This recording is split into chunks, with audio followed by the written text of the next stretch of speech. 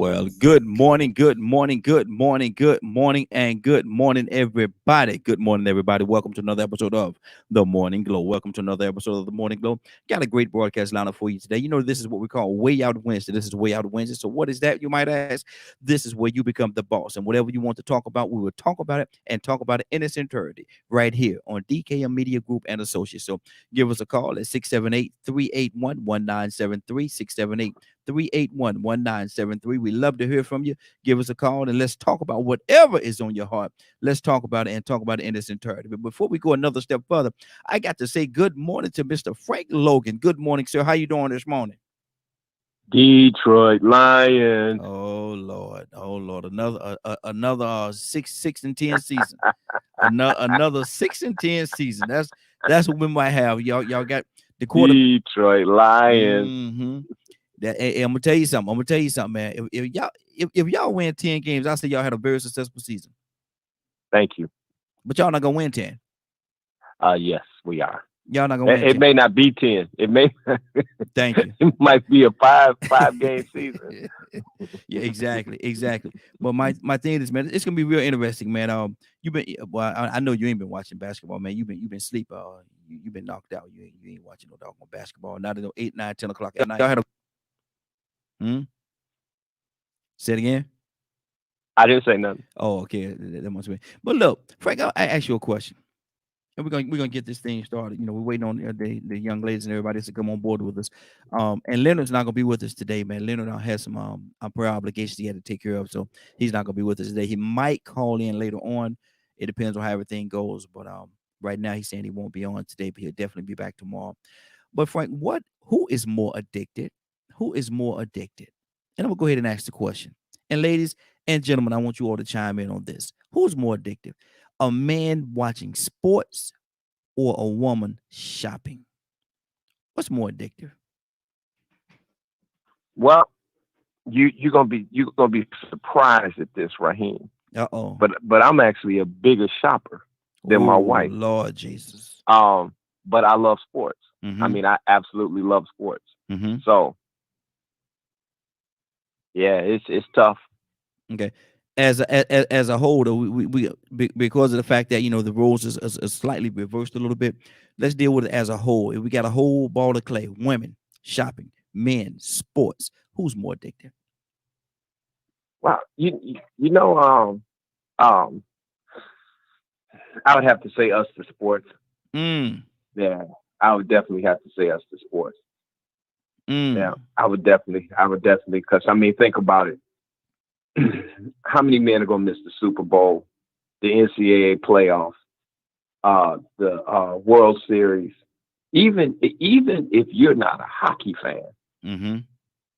if the team if the team in your state goes to the Stanley Cup. You don't know nothing about hockey, man. I don't know what it means. I don't know what the blue line means. I don't know what icing means. I don't know what none of that stuff Mm-hmm. means. Mm-hmm. But I've watched every Stanley Cup that the Red Wings have won. That's because it's sports. I don't Mm. even know that nor understand the sport. Wow. I can't now honestly speaking, now if I know the sport, if I understand the sport, I will watch the sport. And lately I've been looking at a lot of baseball, man. Last few years I've been watching baseball. You know, Right, never liked baseball before. But I just right. been watching it, man, and really getting into the game, man. And it's a real good game, but one that I just didn't appreciate before. But I don't know about that hockey. I can't, I mean, what's the highlight of hockey? Yeah, they score, but the main thing what people look at, I think, and because of the fact that my miseducation on this, but I think the reason why most people look at hockey is for the fight. So why not go to a boxing MMA? Well, Get. the crazy thing about it Mm-hmm. is that I had, and it's availability because um we gravitate towards things that are available to us, Mm-hmm. and there's not a lot of hockey rinks in the city, Yeah. so we don't gravitate towards it. Not saying that we couldn't be good at it, but man, if you ever go somewhere where they're playing hockey, the speed of that game is unbelievable. Mm. I went to a ice rink with my boys, and just to see people that can actually skate that fast and stop that quick, Mm-hmm. it's hard to believe. It is hard to believe. Mm-hmm. It's some real skill there, my man. Some real skill. Think about it though, Raheem. When USA, when we did well in soccer, everybody watched soccer, Olympic soccer, Yeah. Yeah. just because it was sports. Mm-hmm. People were all in. So So my thing yeah. is, but I also know, and that's one side, and I deal with both sides of the coin. That's one side of the coin, the very valid Hmm. points that you made. Hmm. But I know that a Hmm. woman to leave the house at 7 o'clock in the morning. Don't let it be Black Friday or something like that, man. They will leave the house 7 o'clock in the morning, and you might see them 8, 9, 10 o'clock that night. And they've been shopping. How much shopping can you do? Yeah, and I mean when I go with my wife to the mall, and I'm walking around, we walking around the mall. She want to go That's a shop. mistake right there, Yes, sir. Yes, Raheem. sir. Come on now. You Yes, know sir. better than that. You don't. I go, I find Mm-mm. other fellas, man. Frank, I find other fellas that's with their girlfriend or their wives, man. And I just start talking to them, man. I just start talking. You know how I do. I just start talking. Y'all look at each other. Yeah, I said, man, look How here. long you been? How long you been out here? Is that no? I said, look, I said, brother, are you still a hostage? You still a hostage? And they look at me and they immediately they get it right. They're like, yeah, yeah. I said, so you're a hostage right now. I said, yeah, man, I'm a hostage too, brother. I said, man, you're doing this sports or anything on, man. You got something on your phone or something. I said, man, cause Hmm. we ain't cafeteria. I said, did they even feed you, man? And most of the time they said, no, we ain't ate yet. Mm. We probably gonna eat in a little bit. Mm. You But know what's so crazy is they have chairs there for the husband. yeah, Just go on over there and sit down. exactly, Don't exactly. don't you say that. Just go sit down. And see, and that's the whole thing, man. And I'm asking the question, which is more addictive, man? I know how we are because I'm that way about sports. I love sports, I really do. Shopping, Hmm. not so much. But I know that Hmm. women, they have the same. I think they have the same infatuation with shopping that we have with sports. And Yeah. so that's why I asked the question, and I sure hope some of the sisters call in today so we can get an Hmm. idea as to what is it about this shopping thing that's so fascinating. And they may ask us the same question: what is it about sports that's so fascinating to you all? They I think it's different with women and shopping. The majority of time, and I think that the majority of the women that I talk to, shopping, um, it is it fills a void mm-hmm, of something that they're missing. mm-hmm, It's something that shopping. If they're depressed, they'll go shopping. Just like women that with chocolate or other things. mm-hmm. That shopping, it helps them therapeutically. A lot of women go shopping, not necessarily even buy stuff. They just want to be in that atmosphere. They need to get somewhere else to take their mind off of some of the things that are going on, But and that's why they go ahead. don't we do the same thing with sports though? Well, I think that the sports kind of touches the ganginess of men. Mm-hmm, We grow up running in packs, and we gravitate towards that team becomes our team. mm-hmm. We wear their colors. We know the players. We feel like we're a part of it. But Frank, let me ask you this question, and I'm totally changing gears here. Hold on. Talk for a minute, but just hold on. I'm gonna ask that question. Okay, that's absolutely true, man. And I understand the camaraderie and how we lock on to a team. That's our team, and we represent that team by wearing the colors, by doing all the other things. And can't nobody talk bad about our team because it's our team, and we love our team. We just have that little makeup. And like I say, for whatever reason, we could gravitate to a team at a very young age, and our whole lives we're dedicated to that particular team. me, for example, I could talk about me because it's me. I've been a Pittsburgh Steeler ever since I can remember watching football. And why am I a Pittsburgh Steeler? Because I guess because my family was a Pittsburgh Steeler. I watched them, I liked them, and I just gravitated to them. That's my team. And Right. not to mention the fact that they had their winning seasons, 6 Super Bowls. That's one of the tops in the league right now, and I will get another one this year. But I will that's another conversation. But we just gravitate to that team, and that's our team. But what is the loyalty? And my question to you is this, Frank: why can't we, as men, be that dedicated to our faith? To our faith. To our faith. A lot of times, we're not, as a whole, we're not that we're a little more dedicated to sports sometimes than we are to our spirituality. Well, you know what? That question would is the solution, because I think the problem is recognizing it. Is when you don't recognize that you're spending more time on sports radio, on the computer, on your phone, looking at sports than you are in your word. Then, until you ask the question that you just asked, you can't begin to solve that problem. But you have to ask that question.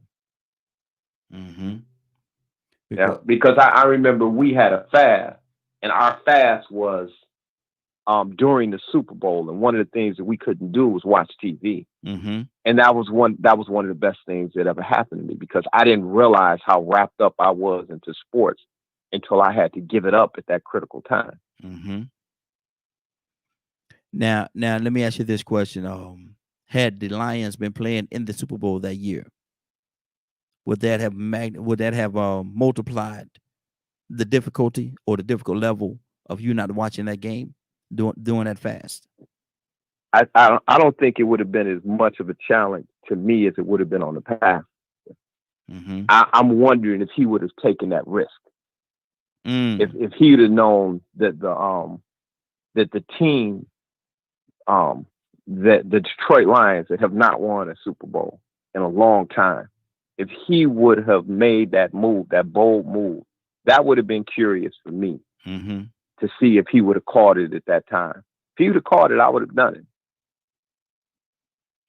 How difficult would it have been, Frank? Because I know you love your Lions too, man. And now they're in the Super Bowl. Has never been to a Super Bowl. Now, the one Super Bowl that the Lions are going to play in and have an opportunity to win, y'all having a fast during that time. It would have been tough. Yeah, it would have been tough. Wow. See, and that's the thing right there. Sometimes we're a little more dedicated. We're a little more dedicated to our sports, because I've seen, man, I've been in churches where the pastor, bishop, apostle, whoever's up there, and they be preaching on Sunday, and they said, we're gonna get you out of here early today. Them Saints come on at 1 o'clock, or them Falcons come on at 1 o'clock, or whatever it is, and they will say that. They would say, we're going to get you out of here early today. It's like they're just halting the Holy Spirit at all. If the Holy Spirit can have his way and take over that church, and you don't get out until 2 o'clock or 3 o'clock or whatever, you're not going to allow that to happen, because you want to get home and watch the game. So, but you know what? Not only our faith, but one of the saddest things, and I will admit this, is that I realize I'm also into classic cars. And race cars. And I realized that I knew this car better than I knew my wife. Wow. Because I knew every part of it. I built it by hand. Every nut, bolt, everything. Car couldn't surprise me. Because I spent time with it. I did everything that that car needed. I caressed it, waxed it every day. But was I paying that kind of attention to my wife? Wow. See, that's the answer is no. Yeah, I wasn't even going to ask the question, but you answered it already. See, that's the thing, man. The things that we love, the things that we love, and really become addicted to, because to a certain level, it is an addiction. the things that we become Mm-hmm. addicted to, how much does that pull us away from the things that we really should love and honor Mm-hmm. and pay homage to? How much does it Mm-hmm. take us away from those things? Um, I think far too often. But what do you say? Yeah. Oh, absolutely. And they also say that you can take a person's cell phone and see what they're in love with. Mm-hmm. All you got to do is look at their posts.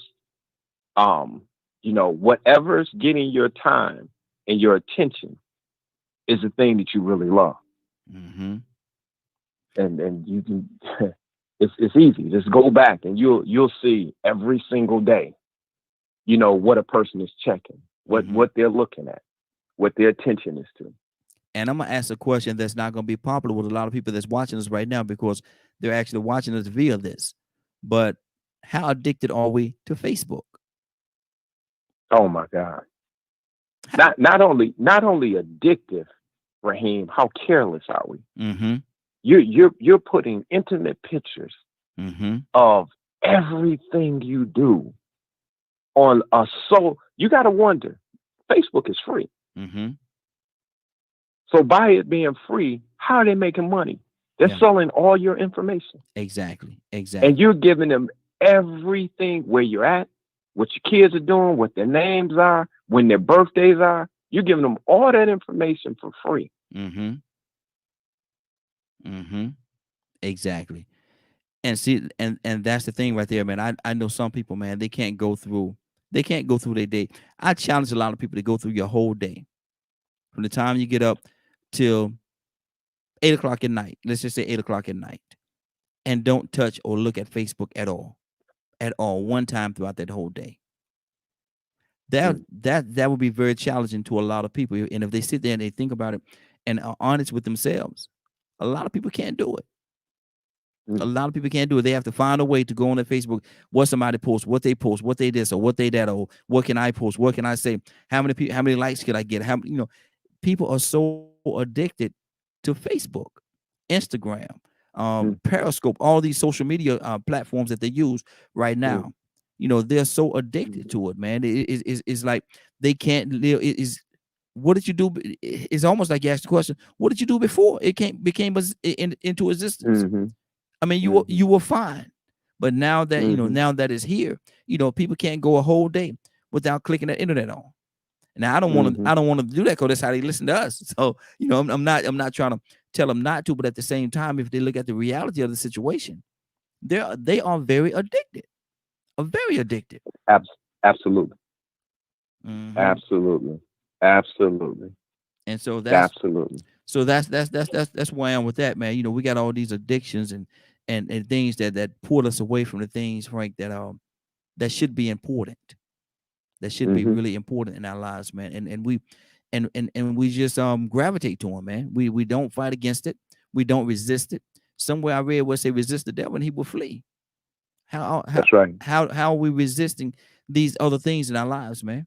If we just take half the time that we spend on faith, if we do this right here and put the challenge out there like this, for every hour you get on social media, let's just say social media. I'm not gonna just say Facebook. If for every hour you get on social media, you got to spend the next hour reading the word. Yeah. Yeah. If we Yeah. just did that, Ah, you could get on social media as long as you want to, but every hour that you dedicate to social media, you also have to spend the same equal amount of time reading the word. Man, well, isn't that what we do to our kids? yeah, yeah. When the young We said, we go ahead. we balance their TV time and tell them that you can only have this much TV time, but you have to spend this much time in your studies. Mm-hmm. Yep. I remember. And we do it because we realize that too much of the boob tube is not good for you. Mm-hmm. Mm-hmm. And I'm gonna tell you something, man. When my daughters was younger, elementary school and partial middle school, we wouldn't let them look at TV during the week. Correct. Same here. Yeah, they couldn't during the Same week. here. Yeah, you know, y'all Yeah. not looking at TV during the week. Y'all got other things y'all need to concentrate on, other things y'all need to Hmm. do. And watching TV is only going to pull you away from your responsibilities and things that you need to do. And they knew. Now we let them look at it on the weekends. We'll let you look at TV on the weekend. After you get home from school Friday, you get all your everything done, all your homework and everything is done. Okay, you can look at TV on the weekend. But Sunday is shut down. You're not looking at TV. You know what? You know what else is curious? Mm-hmm. What is the only thing that you will not leave your house without? Your cell phone. Your cell phone. Mm-hmm. Mm-hmm. Jokers will go back home to get their cell phone. Exactly. No, it don't matter what. Once they realize that cell phone is at home, they are turning around. Yeah, exactly. And don't care if it make them late. They don't care. No, do not care at all. It's not even an option. We'll Yeah. tell their boss, like, don't you understand? I left my cell phone. Yeah. Well, you're not supposed to be on your cell phone here anyway. Exactly. No, but I just gotta have it with me. But see, Correct. And a lot of time, a lot of them jokers, man, that feel that strongly about their cell phone, because when I'm at home, I put my cell phone wherever I put it, and that's where it is. I ain't worried about that cell phone. It ain't gonna get me in no trouble or nothing. But when somebody's out there doing their dirt, man, everywhere they go, they got yeah. Oh yeah. Yeah. They gotta have their cell phone right there, because their cell phone that's a guilty plea. Yeah. That's a guilty plea. They may scream in their car. Yeah. Because they know they can't. That's why one of my boys, he said, Daddy, what's the code for your phone? I said, I don't have no code on my phone. He said, well, how do you lock it? I said, I don't lock my phone. Yeah. Mm-hmm. Exactly. Now I do have a code, or I can use my finger to unlock my cell phone. But the code that goes into my phone that unlocks it, my wife know what it is. That's right. She know what it is. Why wouldn't she? Exactly. And so, right. And sometimes, she'll forget what it is. And I said, baby, you know what the code is? I said, go, I can't remember. I said, baby, I told you, the code. And I tell her the code again. She said, oh yeah. I said, it hasn't changed. It's the same code as always been. I'm not going to change it. What am I going to change it for? What am I, if I change my code, what am I trying to hide now? That's right. And so, nah. She know what my code, I know the code to hers. Like I said, if I see her phone somewhere, I want to go. I put it. Okay, baby, this is what it is. This is what happened right here. Blah blah blah blah. And I show it to her on her phone. I can go into her phone. The code never changed. Mm-hmm. The voicemails, we got a little code to the voicemail. She know mine. I know hers. Ain't no message coming to this phone. Ain't no message. Better not be. Yeah, ain't no message coming to my phone that you can't hear. Right. That's just what it is. And I'm very confident. Ain't no message coming to her phone that I can't hear. And the crazy thing about it is, Raheem, is that the people's that relationships are like that. They don't check each other's phone. Yeah. For what? To get bored. Exactly. And another thing that's big right now that a lot of people are really gravitating to, and your president has talked about it as well, and that's TikTok. Yeah, the TikTok. I don't know if you're up on that TikTok or not. But, yeah, I've seen it. Yeah, man. People. My wife loved TikTok. She loved that TikTok, man, because she'll get on there, she'll laugh, and she only need the TV on sometimes. TikTok be on, man. She'll just go through the videos, and something that's crazy, she deleted. She, I don't want to see that. But when it's a lot of funny. People put a lot of funny. I put stuff on TikTok, and so for comical reasons, of course. So I just sing a song or something like that, man. I got all kind of crazy stuff on there. My daughter be laughing at me. Dad, why you do that? I said, I'm just being silly. And but a lot of people right now are really gravitating towards that TikTok. But let me ask you this. Let's shift gears for a second. I'm looking at the TV and I'm seeing a lot of ads on TV right now.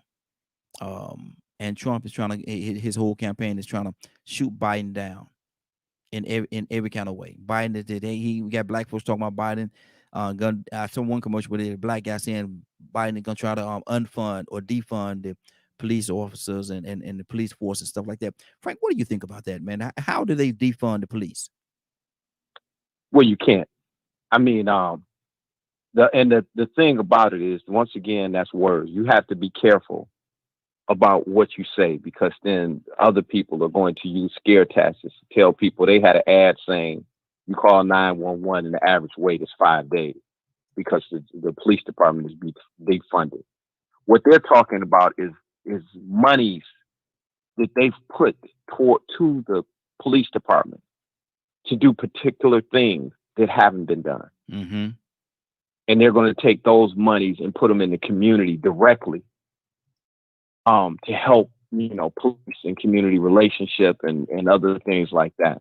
But as far as having police on staff and them responding to calls, they're still going to be in place. Mm-hmm. But that's why you have to be careful of how you word things, because then the people that are against you moving money are always going to take those things and try to use it against you. Mm-hmm.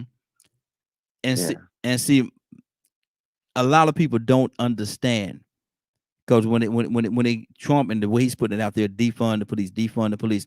Correct. He's trying to make it sound as though we're not gonna have no police force and abolish. Yeah, exactly. Right. Exactly. So that, and people need to educate themselves as to what it is. Hold on, Donald trying to get me to call him in. Let me see, can I get him? I'll take it for a second, Frank. Well, the wonderful thing about it, that's why I love this platform that we have here on DKM Radio, because there is on both sides, there's things that are going to be put out in the media, and like you say, you like to deal with two sides of the coin, so you're going to deal with it from the Republican and the Democratic perspective. Mm-hmm. And there's always the way you see it, the way I see it, then there's the truth. And the one thing that we do try to do here on DKM Radio is reveal the truth, because Exactly. we're going to look at both sides, and then we're going to look at history, Mm-hmm. and we're going to look at what's going on right now. And the truth is, anytime that we get into this season, you get people that are just trying to make the other side look. Crazy thing about what's going on right now in politics is you don't have to bring scandal to Donald Trump. He's done that in the last 3.5 years on his own. Yeah. All you got to do is look at what he's done or what he hasn't done. Mm-hmm. And it speaks for itself. That's why when they're talking about he is gaining ground with certain people, I'm wondering, okay, how? Hey, what have you been watching? I don't care about Raheem. You can't beat me for years and then say, hey, come on over, it's your friend Raheem. Yeah. Mm-hmm. Ain't gonna happen. No, ain't gonna happen. Nah, that don't work. Exactly. Donald Toussaint, good morning, sir. How you doing this morning? All right, man. How about yourself? Good morning, Frank. Frank? We are. Frank? I just muted my phone. Donald, I love you, man. I was trying to unmute my phone. Liar. See, I'm trying to push the button back. Go on, Frank. See, I always told you Frank was like that. I'm gonna mute it again, though. Good morning, brother. Good morning, man. Toussaint, I got a question for you, brother. Me and Frank was talking about something this morning. I want to hear your take on it, man. What is more of an addiction? Men watching sports or women shopping?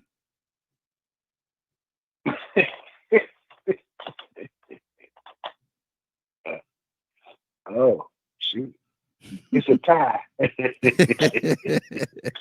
Don says it's a tie. You got to pick one. You got to pick one, brother. Which one you think it is? Well, there are some women that like sports too. Mm-hmm. So, I think men like sports, man. I mean, I think we like sports. It's our getaway. Mm-hmm. Out of all the hustle and bustle, we use it to get away. Mm-hmm. And same way, that's a relief valve for shopping. But I think it's men like sports. You're gonna have to get Frank back on here because I got somebody knocking at the door. Okay, that's cool. That's cool. But yeah, and Donna said it's us, Frank. Donna said it's us, man, and we love sports more than they love shopping. But I wonder this: if we looking at sports on a Sunday, say it's a Sunday, and the games come on 1:00, We start looking at game 1 o'clock. We look at another game at 4 o'clock. And the women are shopping out there shopping on the same Sunday. Now, if them stores stay open, a lot of times stores close a little early on Sunday, but if them stores stay open, would they be out there shopping the same amount of time that we're sitting there looking at TV? Would the games go off and we look up and they still out there shopping, or would they be back at the house and we still sitting in front of the TV? Raheem, I always know you say don't personalize this because we're not talking about you. But it's so tough for me to say that because that's my wife is just not a shopper. But when I don't personalize it, and then I just look at women, even when women shop, it may be once a week. In a season where everything is going, where basketball playoffs are going, you still have football, you may have a little bit of baseball, lingering on. Hockey may be coming in to season. We'll watch them all. NCAA tournament, March Madness. Dude, I know brothers that take off in March to watch the grade 8 or the Final Four. Will take off of work. Those couple of weeks, I ain't coming to work. I'm watching the tournament. I'm watching March Madness. Wow. You listen to this. They have had people fired for watching March Madness on their computers when they're supposed to be in their cubicles working. They had to put out paperwork saying, during work hours, if you're caught watching March Madness, you will be dismissed. And people still got fired. Wow. Had to look at it. Had to watch it. Gotta watch it. You got them watching it. And then don't forget, you had those pools going. So you got jokers gambling at work. Yep. They passing these pools around. You got women. You don't have women at work online looking at dresses and shoes and all that. They may do it, so discreetly, but they're not doing it to the point where they're going to risk their job. And they're still going to get. They're still not going to neglect their families. Yeah. You have cats, man, that if they're watching the game, you better not walk up and ask daddy something. Better leave that joke alone. Exactly. Hey, where is the woman den for her to watch fashion? But I bet you every man got a man's den, a man cave. Yeah. A sports bar, in his house, dedicated to do what?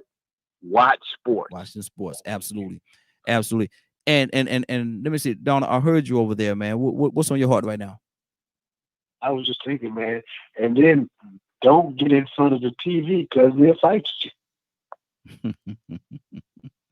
Man, we ain't got it that bad. I had an uncle. Yeah, man. My brother, if you have a double header, listen now, if you have a double header and his team lose the first game, he gonna put you out of his house. Now he gonna watch the second game, and you might watch the second game, but y'all not gonna watch it together because you're gonna get out of here. He put you out. He had one of the Martin moments. Especially if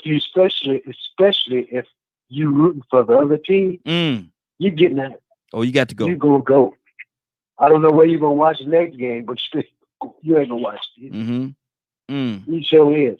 And then I had an uncle that remember when wrestling, we used to watch wrestling on Saturdays. Yeah. And he would get in front of the TV or whatever the case may be, and Junkyard Dog and Ernie Ladd or whoever it was wrestling, and you get in the middle of the floor, he'll put you in the shit in the market. The what? You don't know. You don't remember the shit in the market and the guillotine and all of them. Oh yeah, I remember the guillotine. Wrestling. I remember the guillotine. I don't know. Sugar the market. I don't know what that is now. You got one over on me that time. The guy, Yeah, man. You wasn't a wrestling fan. That's why you don't. Oh yeah, I was. I used to look at all of it. That's why you don't. But I'm talking about as a whole sport. Mm-hmm. You know, you get in the middle of the floor and somebody be going up for a jumper, and what you shooting for? With no ball in your hand. So we being right there trying to slam in the Mm. middle of the living room. So you saying we got it bad? Bad. Running out for a pass and you tripping over the furniture. Mm. And nobody throwing no ball at you. Take it seriously. Well, I And actually, just like Frank said, mm-hmm. make your own room. Yeah. You got your own room for Mm-hmm. sports. Mm-hmm. We make take all your lawnmower and you can't park your car in the garage because you're made it a man cave. Mm-hmm. Mm-hmm. Exactly. Go to the extreme of having plumbing in there, so you don't have to go back in the house. So you can have you wash your hands, you fix your food, you get all that stuff because this is the sports arena right now. Mm-hmm. Mm-hmm. Now I asked Frank this question earlier. I say if we dedicated, if we were as dedicated to our spiritual life as we are to sports, where would we be today? Would be a preaching Peter. 3,000 souls in one message. Because, like I said, Yeah. like I've been in situations where a pastor, bishop, or apostle would be bringing the word on Sunday during football season, and if it's his team is playing the first game, man, we're gonna get you on out of here. Yeah, we're not gonna keep you long. We're not gonna keep you long today. We're gonna get you on out of here, y'all know my team is playing today, so we're not gonna be long. Now, what if the Holy Spirit wants you to stay there at 3 o'clock? You're gonna have to call him at the house. That's the shame. Ain't that something? That's the shame. But you know I'm right though. That's when you know people let out early. I don't care. You be right in the middle of this room, and you say it's 12:30. Mm-hmm. Yo, gotta go. We're gonna have shut it down. Look, and look at have a deacon watching the watch. Keep him up on the time. Have a deacon watching the watch. Hey, deacon look at him and tap that watch. He know what time. Okay. I gotta close. Yeah, man. I gotta close. I gotta close. Exactly. That deacon do this here. Tap that watch a couple of times. The pastor look at him. Okay. Well, look, we have a 2-part sermon. We'll preach the rest of it next week. Exactly. Now somebody walking out the door halfway fed, they right there, they're ready to give their life to the Lord. And now you got to go out the door because you want to look at football. Frank, where are we at, brother? So we'll go back next week. Exactly. I hope you make it through the week, but I give you the rest of it next week. And you come on back here next week, and I got what you need next week. And so we ain't gonna worry about this week. Come on back next week. That's It's a shame. That's a shame. Frank, what's on your heart?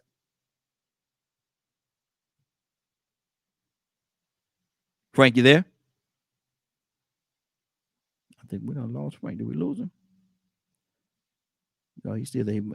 He right now he's fighting that mute button. Right now he's fighting that mute button. So yeah, and he might be watching the game. He might be. He might. Did you call me, man? About 4 times. Nah, man, you know me. I just be putting out fires, man. What'd you ask me? No, Donald was saying that somebody, and we were saying both that somebody could be in a cusp of about ready to turn their life over to the Lord, and it's 12:30 hit, and Donald said, the deacon look at the pastor and tap their watch a couple of times. He knows it's time. He said, well, we're gonna close. We're gonna have a 2-part service sermon. We're gonna finish this up next week. Cause you got to get out there. Nah, man. You got to get out there and look at football. Man. No. We ain't going there. No, ain't nobody doing that, man. You gotta, if the spirit gets, and I gotta be honest, man. There's been so many times that, and this is just the truth, and this is just my truth. This is what I've seen. There's been so many times where we have gone straight from service. We've had service, and the spirit is taken over, and we've gone into worship. And we look up and we will be into prayer late into the afternoon. There's been times where the pastors walked up into the pulpit and the Spirit of God has told him, he's got his message and everything, not today. And he's closed that Bible, man, and just start crying out to the Lord, man. And we just stayed in worship the entire time. We walked out of our building, man, and walked up on a bus. Just walked straight out of the door, the whole church, and stopped the bus and walked on the church. And our pastor said, God has told us that somebody in here wants to get their life, and we had people stand up. So I'm never going to play with that, because I've seen the move of God too many times. And seeing the Holy Ghost and seeing the men and women of God be obedient. So now, okay, that's a good, because now, not saying anything against what you just said, and I certainly appreciate it and appreciate the moments like that. But I have seen a spiritual leader say that it's Sunday. My team, I was about to say the team, my team is playing, so y'all know I got to get out of here. Now, Donald, where are we when something like that does happen? Because I love what Frank said, and that's where I hope that we all could get to. I love that. But I have seen the other side of the coin, whereas a spiritual leader has said, I got to get out. We're going to get you out of here early, man. My game come on at 1:00, so I got to be at the house. Hey, Frank is a no nonsense type guy. Yeah, I love him to death. He ain't no nonsense. But I've already seen it planned out during the prior to devotion. I'm talking about prior to the devotion. It's already being set up. Deacons, we don't want no long prayer. Choir, we don't want 3 and 4 songs. We got to get out of here because the game is on. Don't let it be Super Bowl.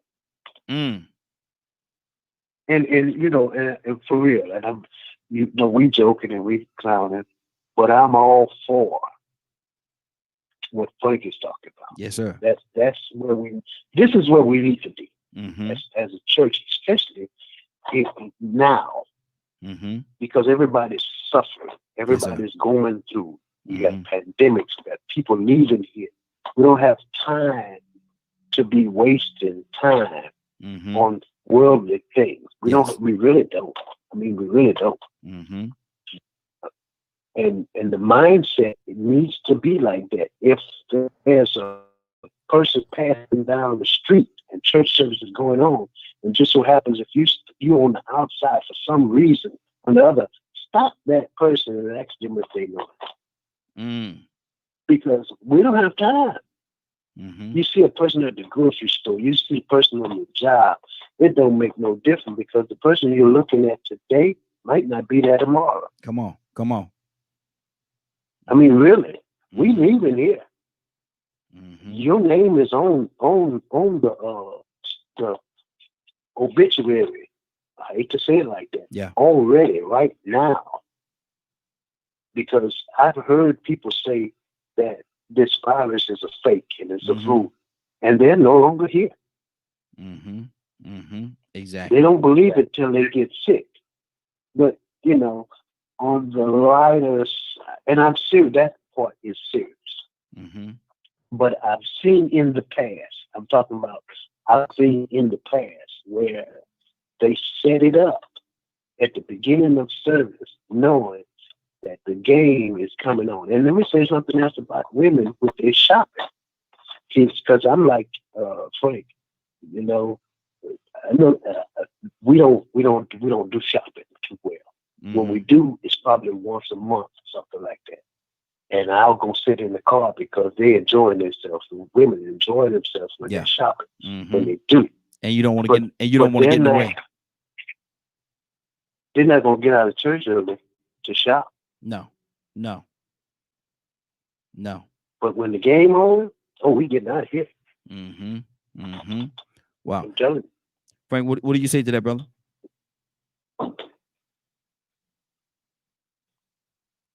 Frank, you there?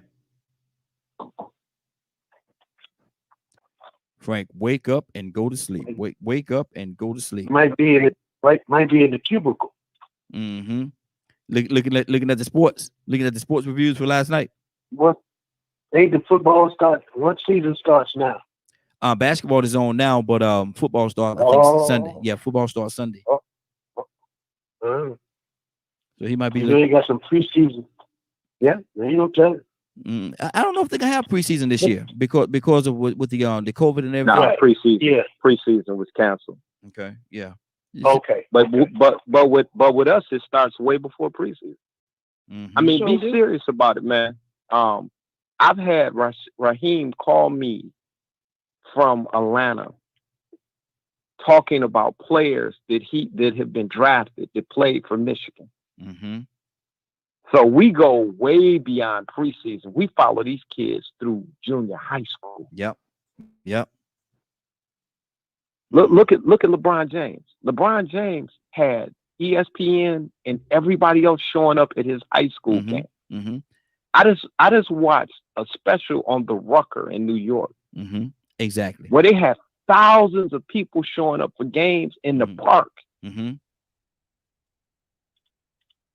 So, man, let me tell y'all something. We got a young lady on with us right now. She's on the video side with us, and she's gonna represent the women. I know she's gonna stand up for these ladies. She loves her sisters now. She loves her sisters. This is Shiva Strong. Good morning, young lady. How you doing? Good morning, everyone on the Morning Glow. I love y'all. I love you as well, sis. Hey, I got a question, and I need a lady's input. And again, we done said what we said about how we feel about this. Now I need to hear from you, and I'm gonna ask you this question. I'm kind of afraid now. No, don't be afraid. You can handle it. Who is more addicted? Who is more addicted? Men watching sports or women shopping?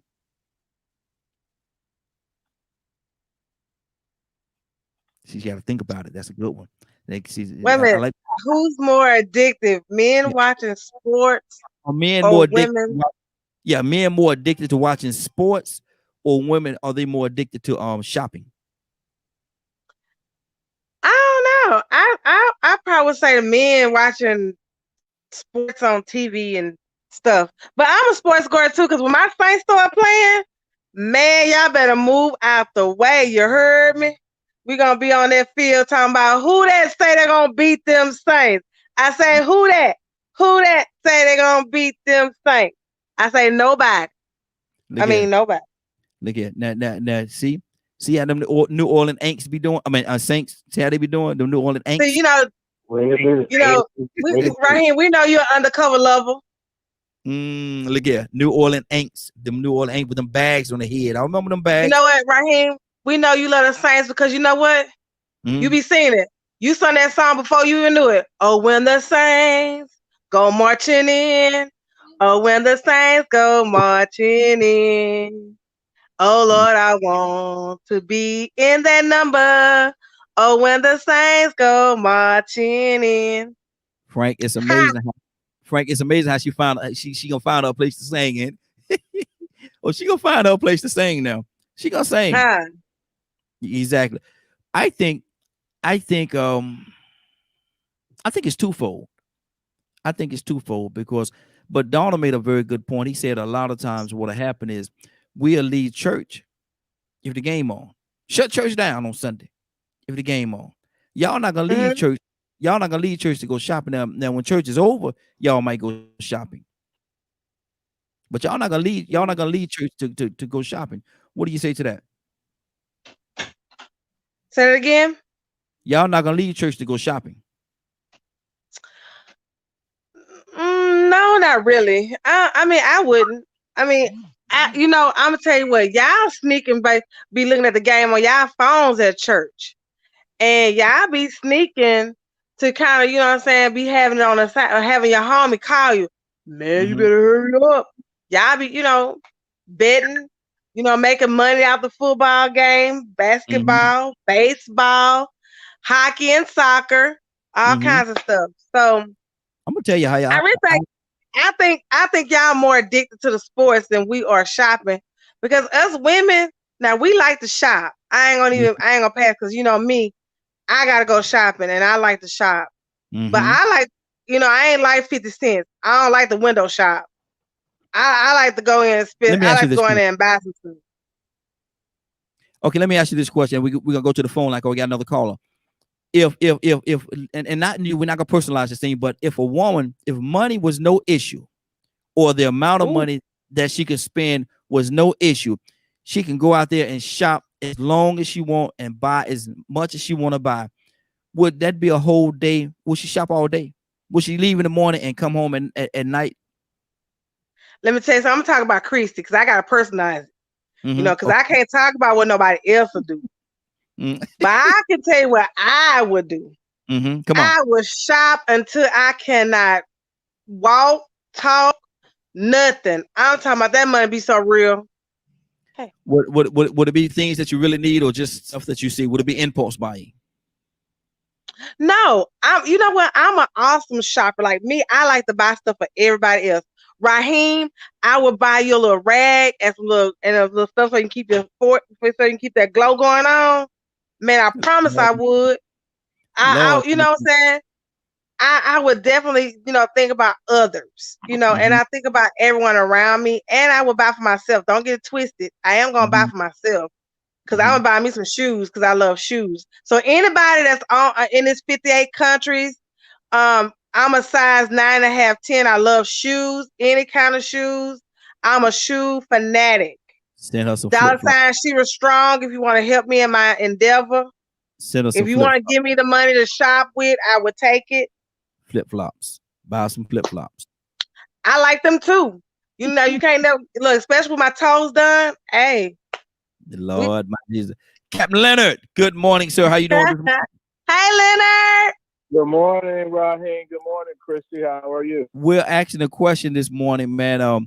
Who is more addicted? Who has more addiction? And we're not personalizing this thing, because we talk about a whole. If we got a ball of wax that's men and a ball of wax that's women, who's more addictive? Is it men to sports or women to shopping? What did you say to that, Leonard? Yeah, I'm sorry, Raheem. I gotta go. I love you guys. Okay, love you. Love y'all. Appreciate you. What do you say, Leonard? I think men act a little stranger with the sports thing. It's something else going on with that. It's a whole different level. That involves too many emotions, and I mean, how some people act. I've never been that type. I like sports. I like football the best, of course. But like, say for instance, my son and my wife, they'll watch more basketball sometimes than I will. But I would definitely say something is going on with men in the sports. And see, and that's thing. Crazy, because men can get real crazy. Yeah. And sometimes really go overboard, man, because man, when a pastor, and we talked about this earlier, when a pastor shut church down on a Sunday because this game coming on, man, that's an issue. But people love spectacle though. So I completely understand it. It's been around forever, and it's the competition involved, and especially I think we have folks on sometimes that were former athletes and things like that. So they've actually played the games that they love as well, and actually some folks playing the game has made a way for them to go to college, and they were popular, and there was their life in high school and things like that. So a lot of men have a certain identity, I believe, associated with sports, which makes it so extreme. Exactly. That's good. Like I said, I love sports, but now trust me, if you say let's go fishing, I'm going fishing. You know what I'm saying? Absolutely. All day long, brother. All day long. I'm right there with you. I'm right there with you. So I can't say now. I can get a little heated with the Saints. Like I say, football is my thing, but it's not like I got to be right there. I can watch the replay. Now, were you still a Saint when they were the Aints? I became a Saints fan probably in the last 20 years. Okay, now when Donald, when were they the Aints? That was less than 20 years ago, wasn't it? No, well, that was yesterday. Huh? Yeah. When were they the New Orleans Aints? It was like it was yesterday. Okay, yeah, because see, y'all not recognizing what Raheem is doing. See, this is what I'm talking about with sports. Every time he called the Saints the Aints, he's taking a shot at them. See, that's what sports do to you. You know, every time he refers to the Saints, and he gonna stick on that as long as somebody let him stay there. He gonna stick on that and he gonna keep calling them the Aints. That's that little dig. That's what sports do. But you know what? He don't have no winning team himself. What? Exactly. Man, look here, y'all better look at the history. Y'all better Google the Pittsburgh Steelers, man. Like I said, but no, wait a minute. That's one of those things. You have something invested. Mm-hmm. I've been a Steeler, man. Like my family. I've been a Steeler. My family has had season tickets to the Saints since the 70s. Now I can't say that now. Yeah, me too. So Raheem picks a winning team, and that's his team. Whoever wins. That is true. Nah, ain't no truth in that. That is true because his football team is not in Atlanta. His basketball team is not in Atlanta. Mm-hmm. So it would be easy for me in Detroit to say, okay, well, I'm a Patriots fan, and then I'm when Golden State was winning basketball, I'm a Golden State fan. What do they call them? They call them you just jumping on the team that's winning. But see that, and I could accept that if that was true, because anybody, Frank, and you know, I've been a Pittsburgh Steeler forever, man. And one of the reasons why I say I have a second team is because I'm from North Carolina, and so when they got, for a long time we didn't have a team, and so I was a Pittsburgh Steeler, and I wasn't gonna jump off the Steelers because we got a team. Now I see that the Panthers are my second team, if there's any such thing. But I've been a Pittsburgh Steeler ever since, man, the 70s, man. I've been right there, ride or die, man. We had some good seasons, we had some bad seasons. They've been winning since the 70s. Well, I can't be one of them before I was born enough, right? I can't be one of them before I'm born now. I can't say I was a Steeler in my mama's belly. I can't say that now. But see, here's the thing. I was a Pittsburgh Steelers fan too, Raheem. Mm-hmm. But they always took second place to my home team. Well, I was a fan because they were winning. Okay, but that's my brother still a diehard Lions fan. Yeah, well, see, that's true. That's good. That's good. But see, the difference is you all had a team during that time. See, when I became a Pittsburgh Steelers fan, we didn't have a Carolina Panthers. But when you got the Panthers, then you put Pittsburgh second. No, I didn't want to be that jumper you're talking about. No, that ain't being no jumper. You from? Also, you have to remember, some men invest so much into sports. Mm-hmm. Yeah, you're right. I mean, I sit around some guys, you know, I have the common knowledge of the people, but lately with all the COVID and things like that and the protests, and so I started getting away from a lot of it. And so, you know, there are young men and things like that who have so much invested to know the fact that where these guys went to high school and college and they stats and I'm like, man, if this person put that much effort towards other things, they would be a dynamic individual. Exactly. But let me tell you this also, Leonard. I'm gonna give you another side of it. Now I live in Michigan, right? I mean, you're from Michigan. Right. Okay. Now you know that Michigan-Ohio State rivalry is deeper than just sports.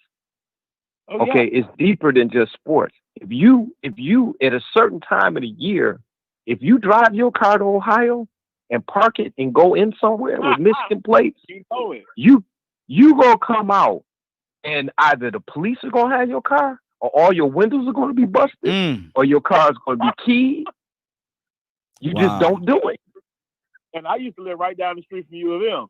So, you know, it was, you know, I mean, boy, wasn't the Rose Bowl without Michigan at one point and things like that of that nature. Like you say, that big rivalry. I even used to work in the athletic department at the department store in J.C. Penney's, and trust me, I did the wall according to the games, the stats, and all that type of thing because it was so popular. And, you know, I was just always amazed at some guys' ability to understand and know these players and team histories in so much depth. There are some men who make their living doing work, hard work, and sports is their relief. Mm-hmm. It's how they enjoy themselves and relax. And so, you know, that thing it's a lot more heavy. It's a lot heavier than shopping, I think. I like to shop, but I know guys that are so much into sports that their attitude and everything is wrong when you lose, or you see people now breaking TVs and just completely losing it when they team lose. Yeah. You know, it's something strange about that. Yeah. Now that's the thing that I could never understand. You buy a $3,000 flat screen and your team start losing and you throw something and bust your own TV. That you have no control. You need therapy. Or guys who don't speak to their, I mean, I know one couple, and of course, they're a Cowboys couple. Cowboys lose the game, he goes in his room and closes the door for the rest of the evening. Good Lord. I'm serious. There's some people with some serious attitudes behind sports. I've seen it. And when I noticed it getting away from me, I had to reel it in, you know, like, no, I can't let this ruin the rest of my day. Mm-hmm. And I'm gonna be totally honest, Leonard. When Michigan lost to Ohio State, it would mess up my whole weekend. My whole weekend would be jacked up. That's terrible. I'm not even gonna lie. And that's that impact that sports have on certain people, man. But it's great when families get together. You know, that's especially on Sundays, you would get together with family members and watch the game. Or even the street, you know, there wouldn't be people in the streets when certain games came on. Mm-hmm. You know, everybody was watching the game. When you come home for vacation, you know, everybody gets together and watch the game on the weekend when you come home and things of that nature. Man, I'm so glad. And if you got roots down south, man, they might just have a parade or a block party when Southern or somebody's playing the homecoming games and all these traditions tied into those particular events.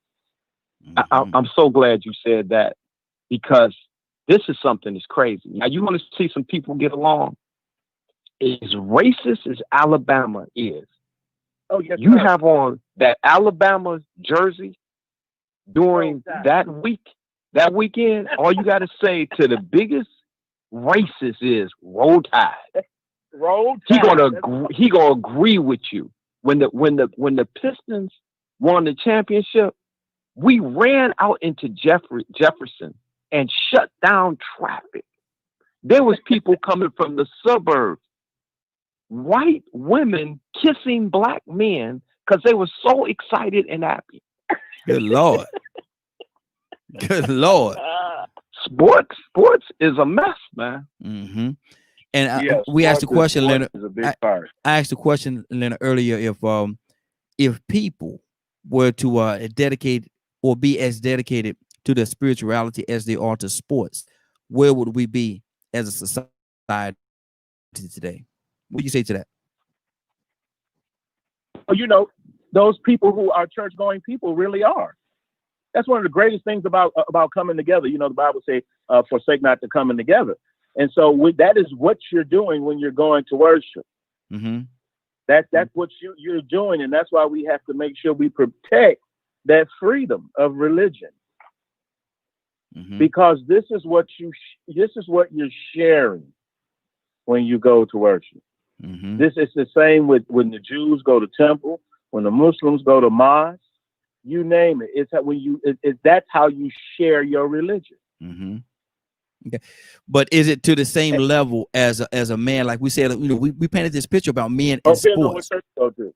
Yeah, okay, I can go with that. Now, if you go to Hopewell Missionary Baptist Church, if you don't part of the party, that's your fault. If you don't want to worship and you don't want to sing and you don't want to dance and you don't want to shout, that's on you, because everybody around you may be dancing, singing, and shouting. Okay, cool. But then again, that's because of the set man of the house. Yeah, Papa got it going on, don't he? Oh yeah, because his whole ministry is about joy. Yeah. That's good. You know, Raheem, and I want to pull a different wrinkle in that. When you talk about if we were as dedicated to this, or if we were dedicated to that.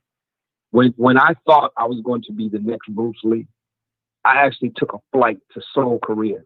And I was going to train in some dojos there. And I was walking the streets of Seoul early in the morning. It was not a soul. There was nobody on the street. It was empty. And a siren went off. Like here in Michigan, we had a 1 o'clock whistle. It's actually an emergency whistle that blows every Saturday, and they test it. But this thing goes off every day. And what this was, it was the school bell. And when that whistle blew, all of these kids just came busting out their house with their bikes.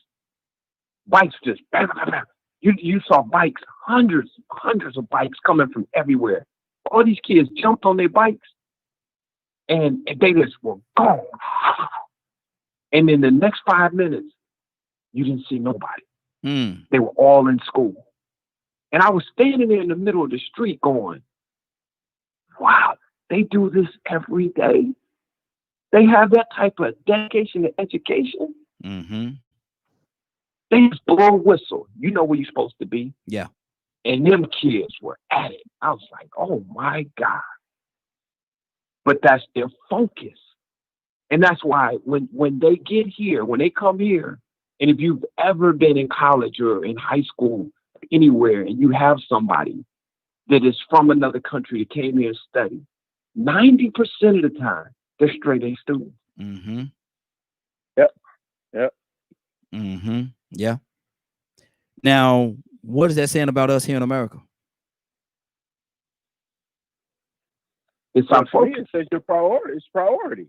Yeah, it's your focus. Yeah. You get what you focus on.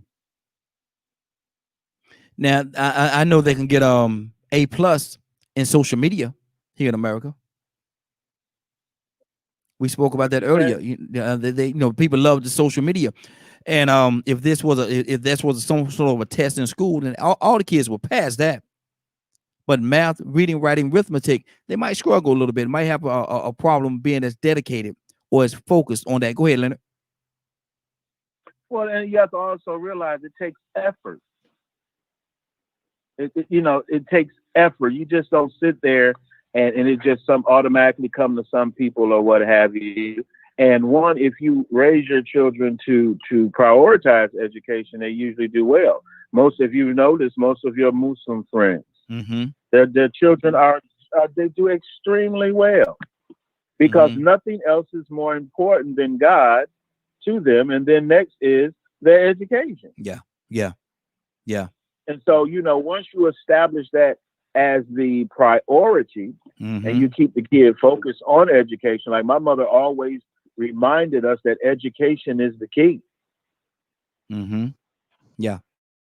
So, you can choose what you want. You got a lot of folks think they so smart. I don't need education, blah, blah, blah, drop out of school. And then 4 or 5 years down the road, now you got to go back to school. But education should be the main focus of every child's life.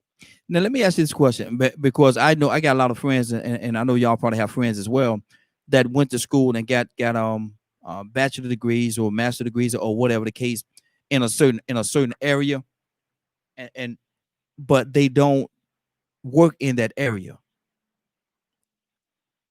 I don't want to say that it was a waste of time to do that, because they do have the credentials, but was it a waste of time?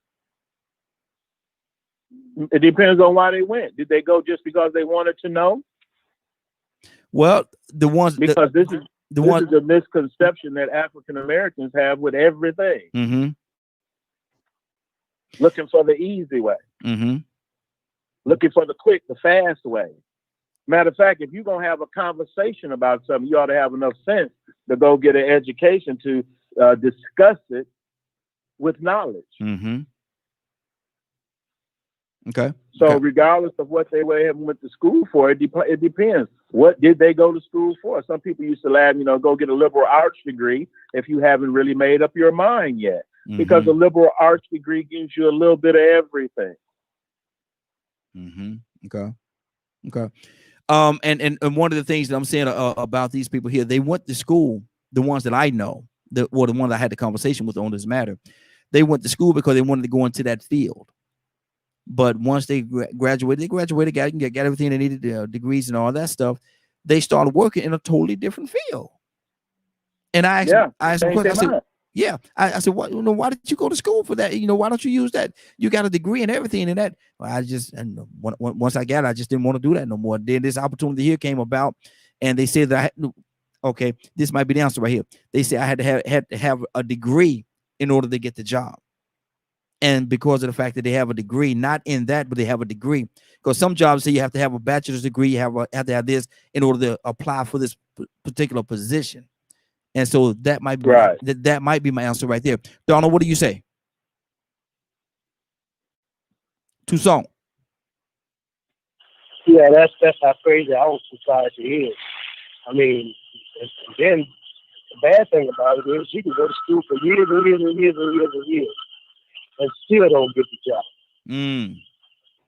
So it's a ploy. I mean, it's a tactic that's I say that's played, because I know some engineers that don't have no engineering degree. They just got a uncle or a father that worked in the company. Mm-hmm. Wow. I want to say something though. If with this online learning that our kids are doing, mm-hmm. some of these parents need to sit in on the classes, and you see the children laying down in the bed, mm-hmm. and the parents in the background. They're not even supposed to be on the screen. They're in there doing all kind of crazy stuff. Mm-hmm. When the kid's supposed to be learning, it just is a hot mess. And see, me and Frank spoke about this earlier before we went on. Said we was going to talk about this as well. What do y'all think about and Leonard? I think we had a conversation on this as well. What do y'all think about this whole virtual school or even having the kids to go back to school right now at this point in time? Leonard, what do you think about that? Is this the right time? Is it a wise move to have them kids back in school right now? Not face to face, no. Mm-hmm. But virtual learning should have been a natural progression for every institution of education. Mm-hmm. It's not something that you try to avoid. It's something that you make sure you're prepared for, and the investment has been put out for virtual learning and public education. But let me say this to you. Let me say this. Let me jump in real quick. And we got a caller. Caller will be coming to you in just 1 second. Do you think one of the reasons why it has progressed in the way that it's here, and I agree with you. Man. It would be great if it could. But my thing is, do you think the parents was using the school system as a source of a babysitter while they work during the daytime? I don't think that was the original intent. I think it's very convenient. Yeah.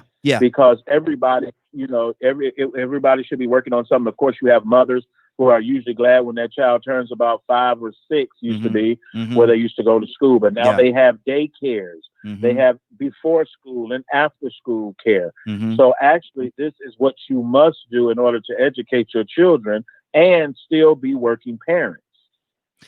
But Leonard, that's beautiful. And yeah, that's good. But with all this working going on, all the school and the before school, the after school and stuff like that, and by the time they go get the kids, they got to get them, get them. Hopefully, their homework is already done at the after school care, but they have to get them, give them a bath or shower, whatever they're gonna do, get them ready for bed to go through the same process tomorrow. So where's the real interaction between the mother and the child? What's that really happening? If this while is really you're going on, accomplishing those tasks. Mm-hmm. That is when that is the nurturing portion of that. But see, this is the thing about it. You have to prepare yourself for what's next.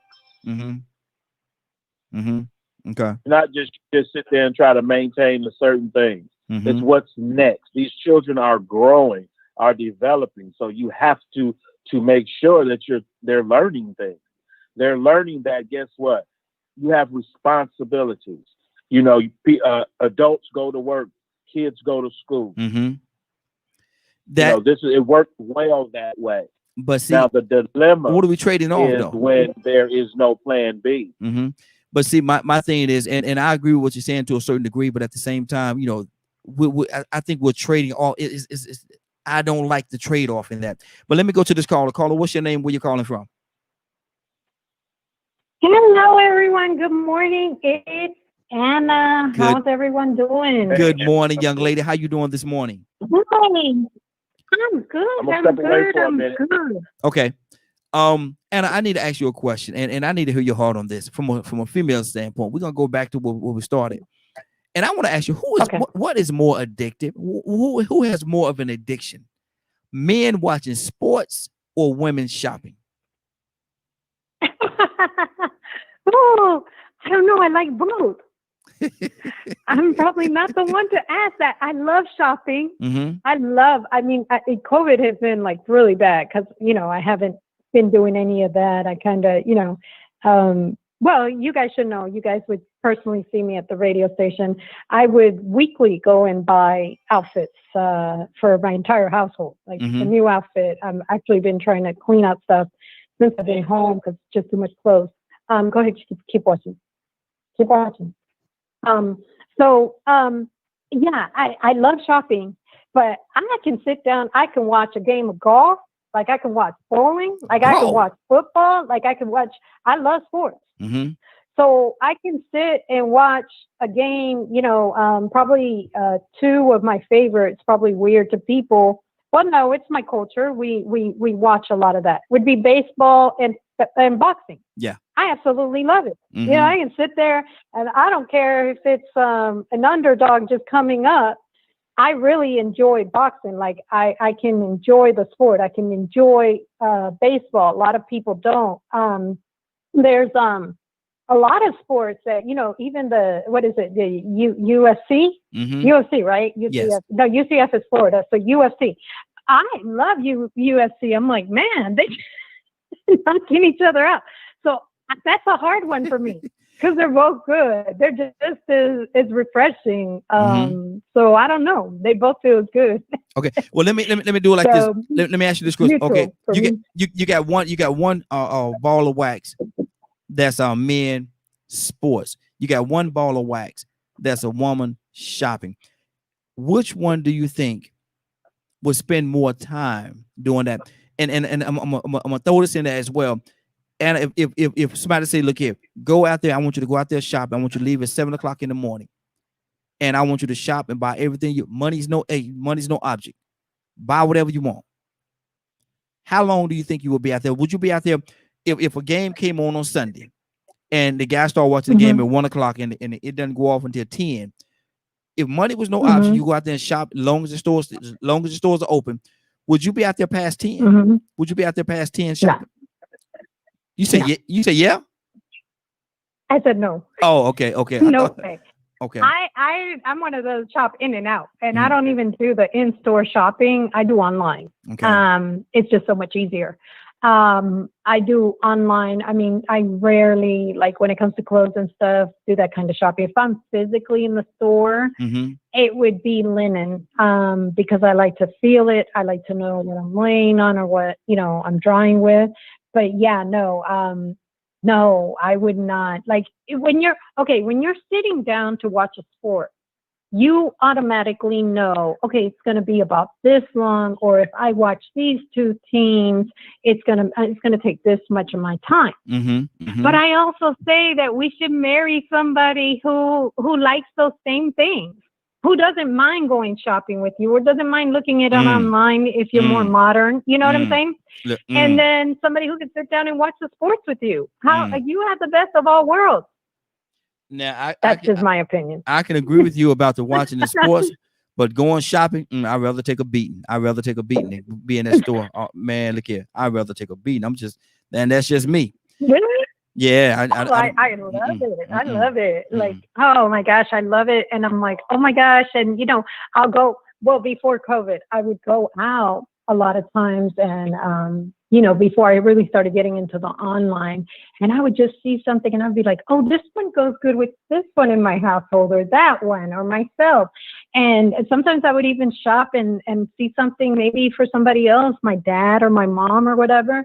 But that's just me. I mean, it's just something I love. I love fashion. So you guys should know that. That was like, exactly. But I love my sports too. So to me, it's even. I mean, it shouldn't be, and if you don't like sports or if you don't like shopping, then maybe, I don't know, just don't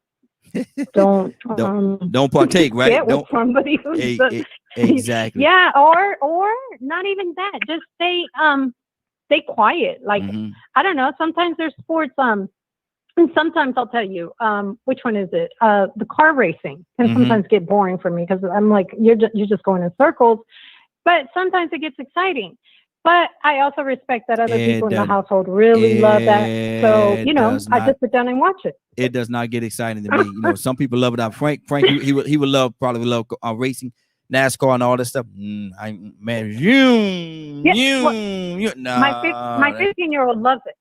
My 15-year-old, my son absolutely loves it. I don't get it, but I'll sit down and I'll watch it with him. And it's okay. Like, another sport that I think a lot of people don't really appreciate, but I think it's pretty cool, is hockey.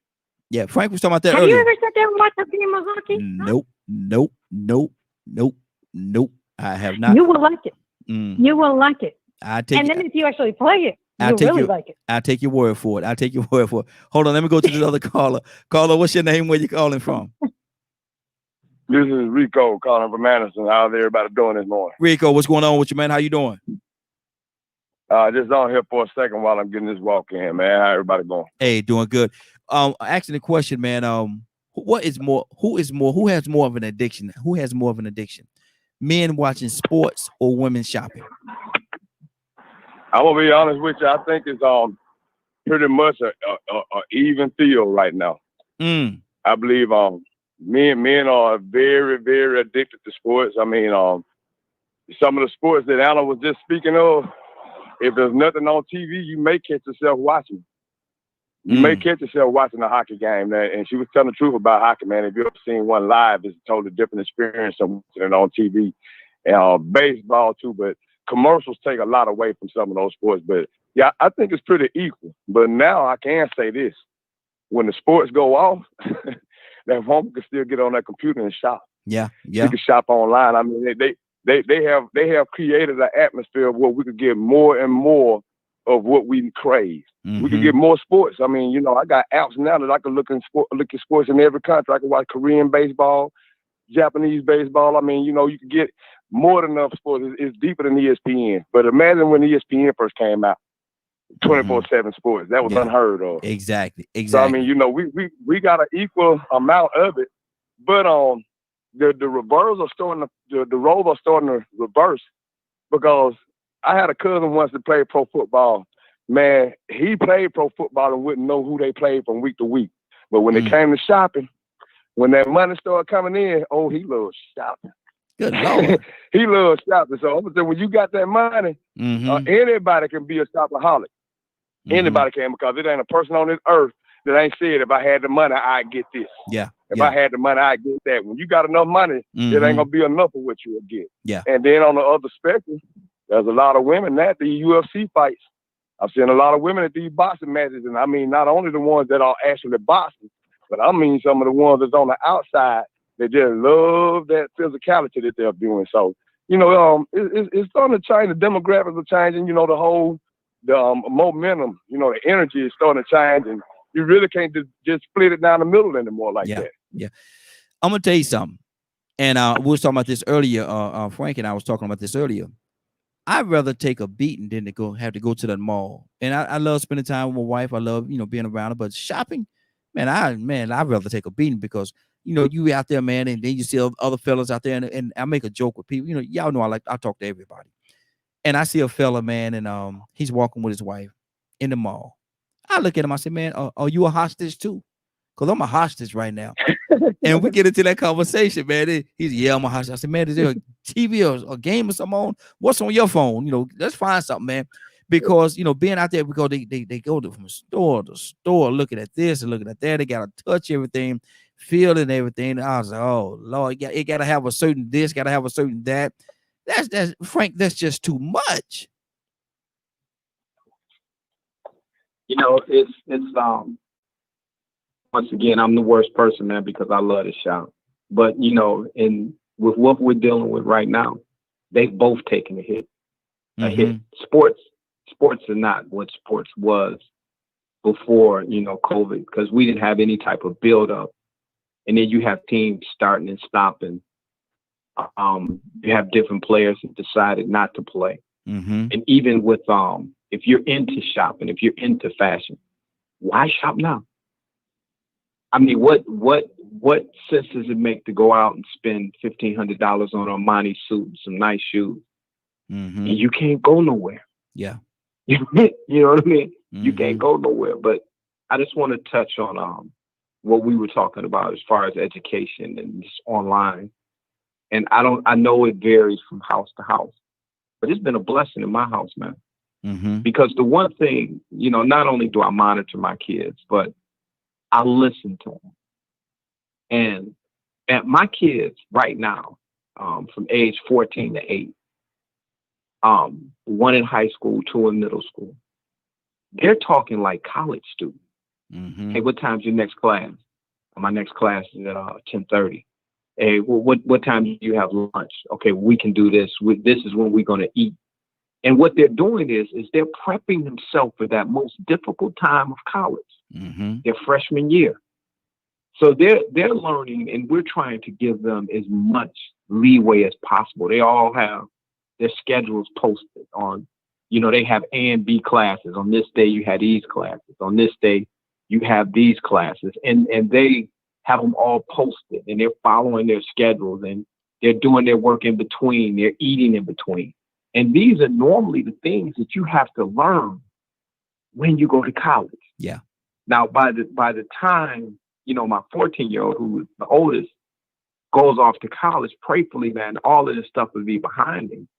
But he will already understand how to do these things on his own. So it's truly been a blessing. And then because my wife is an educator, I'm watching my wife teach classes. Now, my wife teaches in the heart of Detroit. And the one thing I'm going to admit to, I think this is less stressful, because now when a kid clowns, you just boot them out. If a kid begins to act up or start using profanity or doing anything, you just take them right out. Okay, you're gone. And kids aren't stupid. They understand that, because people that want to act ignorant, they want to get it all out. Yeah. So when you have somebody that has the power, that from the very beginning, when you start to act outside of what is acceptable, they don't have to go get a counselor. They don't have to go get security. They can just simply hit a key on the computer, and you are history. So I'm seeing that thing in her being very positive. I'm seeing her be less stressed out about these kids, because these kids in Detroit are challenging. So it's been working for us. Good deal. And also Now, it addresses some other issues, Raheem. I'm glad Frank mentioned them, because your wife is in education as well. Yes. And that's Correct. where my doctoral work is, in education. And people have to understand there are so many positives. One of the biggest issues in educating African American children is violence and discipline in school. Yep. This completely gets rid of that. Yep. So even when my son, who went to the 7th grade, the younger kids' major complaint about going to middle school is the violence. Yep. Mm-hmm. And so we have to, like Frank was saying about how he sees his wife instructing now, and how she doesn't have that entire piece is what kept me out of the classroom. I never had a desire to teach in the classroom, say until retirement, because of the challenges of classroom management that hinder education. Mm-hmm. And one thing about this here, like Frank just said, it prepares them for what's next. His kids are college bound, and they're practicing now, and it would help them be more successful in college, where, yes, you talk about your classes, you develop your own discipline, you're there in front of the screen at a certain time, Mm-hmm. because what you're learning is independence. And like we had niece and nephew go away to college. You know, we have to get our young brothers and sisters to understand you're not going to college for an experience. You're going to college to get an education. Mm-hmm. That's a brick. You know, it's a brick that you need to get to where you're going.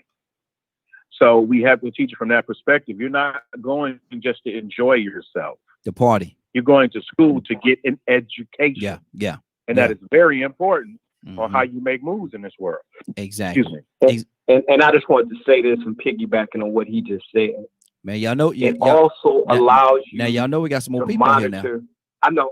Okay. It also allows you to monitor that teacher. Mm-hmm. Yeah. That's good.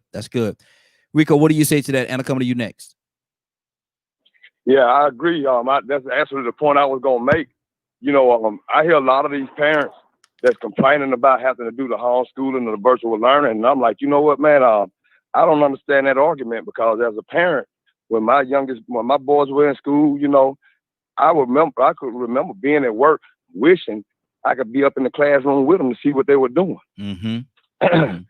And so, and I feel like any parent that's actually concerned about their children will look at this as an advantage, because now they can actually sit in with them every second of the day if they got the opportunity. If they work a different shift, maybe not, Mm-hmm. but they still got a better chance to monitor what's going on and check in and see, you know, what they've done that day if they were at work while the children were being virtually taught. Mm-hmm. But I just feel like it's a positive. I mean, I actually reached out to a lot of people and told them if they had a problem with doing the homeschooling, the virtual learning, I'd step in and help them. Yeah. Because like I said, I feel like it's a better opportunity to be involved, to see what's going on, Mm-hmm. and then also brush up yourself on this new math and all this stuff that they're doing. You know, that you can see yourself what you were taught in school and what's changed. So, Mm-hmm. a lot of history and different things has changed in that curriculum. So you know, you have to be on top of it if you are a concerned parent. I think it's a positive. But I think most of the parents that don't like it, they just don't want to be bothered with their children's schoolwork anyway. So Mm-hmm. I'm sort of thinking about what Leonard was saying earlier. I caught the end of it, but I remember having a conversation yesterday about why children from Africa and China and all these places learn how to read so early, and they learn and they go to college. So I mean, there's black children that do it too, African American children, but for the most part, you see a lot of foreign children excel and going to college at 10 and 11 years old. Mm-hmm. And I know parents don't pay attention to this, but if you're not careful, you'll be learning certain subjects over and over in school, like English. You learn the same stuff for like 4 years in a row, probably 5 years in a row. Mm-hmm. But the parents are just like, okay, I'm cool, my kids got it. But like Leonard said, once they got that, you don't just let them sit on that and master that and keep on repeating the same thing over. On to the next. Mm-hmm. It's up to the parent.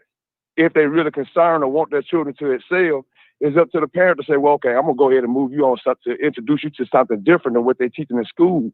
Because the kids get tired. They get bored in school real fast. Yep. Learning the same stuff. I mean, how many years can you learn what a prepositional phrase is? Mm-hmm. Object of a preposition. I mean, it's only, 5 years of that. Sooner or later, you're going to want to learn something different. You know, your brain is asking for more, but the school is still limiting you. Mm-hmm. That's true. Anna, what's on your heart? And Donna, coming to you next. Okay, so if you guys are talking about the virtual, for my children, everybody knows it's no secret. I have a son who's special needs. It's been a lot easier for him. Normally, the first month I have a lot of meltdowns. We had our first one yesterday. It was bad, but hey, at least I haven't had 2 weeks full of meltdowns, you know. And anybody who knows, I shared an article, and many of you may have seen different articles about it. There was a child who was 13 years old, had a meltdown, I don't know what state, and he was shot when his mom called law enforcement to try to get him to calm down. This is my reality. This is what I live every day. I never know when it's going to happen. So that sense of it has been a lot better. Educators have overall, I've been very good at communicating with them. They've been very good at communicating with me. I just have one teacher that I wish, but you know, you can't have it all, you know. Yeah. But I've sat overall, I sit all day with the kids.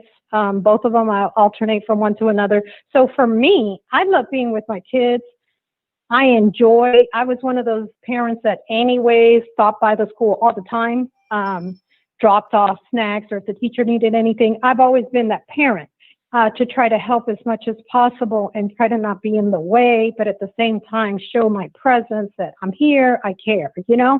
And so for my children, I think my household, I think it's overall been pretty good. My only stress has been, you know, like Nathaniel, figuring out, like it was like the first 2 weeks. We're week 5. He's got honor rows at his Desiree, you know. So figuring out how to submit everything and stuff like that. But now that he has it, I mean, he does it good to go. I just have to make sure he doesn't get on other apps, because with them being autistic, that's what they do. His asphyxiation is maps. He can tell you how to get anywhere in the United States, you know. So with that being said, that's the only thing I have to make sure he's not getting into other things when he gets bored, and his attention span is really short. So, you know, I just got to have him refocus. But overall for us, it's been a great experience. Like, I mean, and like I told the kids, I think it was Leonard or Rico, I'm not sure, it might have been Frank. This is what they got to do in school anyways. When they go to college, they take online classes. So they're just a step ahead. Exactly. You know? So, yeah, it's been for us. It's been a great experience. So yeah. Good deal, Donna. What do you say to that, man? This whole virtual learning thing, man. Is it are we behind the 8 ball? Should we have been here a long time ago, or are we advancing too fast right now? What do you say it is, Donna? Toussaint. I'm on the. You have to come back. Okay, good deal. Frank, what do you say to that? Okay, ask that question again. Are we ahead or behind the 8 ball dealing with this whole virtual thing? Are we too far ahead? Are we advancing too fast, or should we have been here a long time ago? Well, we're here by necessity to the level that we're at now. We didn't have a choice. I don't know what they did there in Atlanta, but here it actually surprised me. They did an unbelievable job here in Michigan. Imagine what they did, man. Every kid that needed a computer, they issued them one. Wow. Can you imagine that? We had companies here that provided the internet to households that did not have internet service for free. Can you imagine that they would do that a year before this? Can you imagine that companies will come in and provide a service like the internet for free and hand out computers to some households that have 4 and 5 kids? They had 5 computers.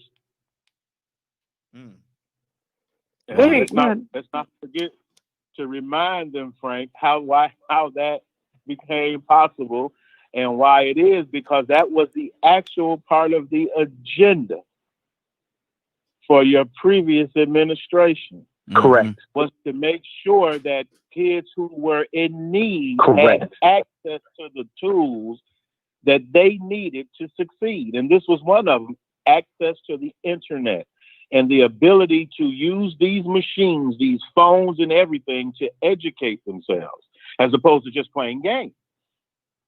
Mm-hmm. Now the difference in what Leonard is talking about is administration reacting to something because they didn't have a choice.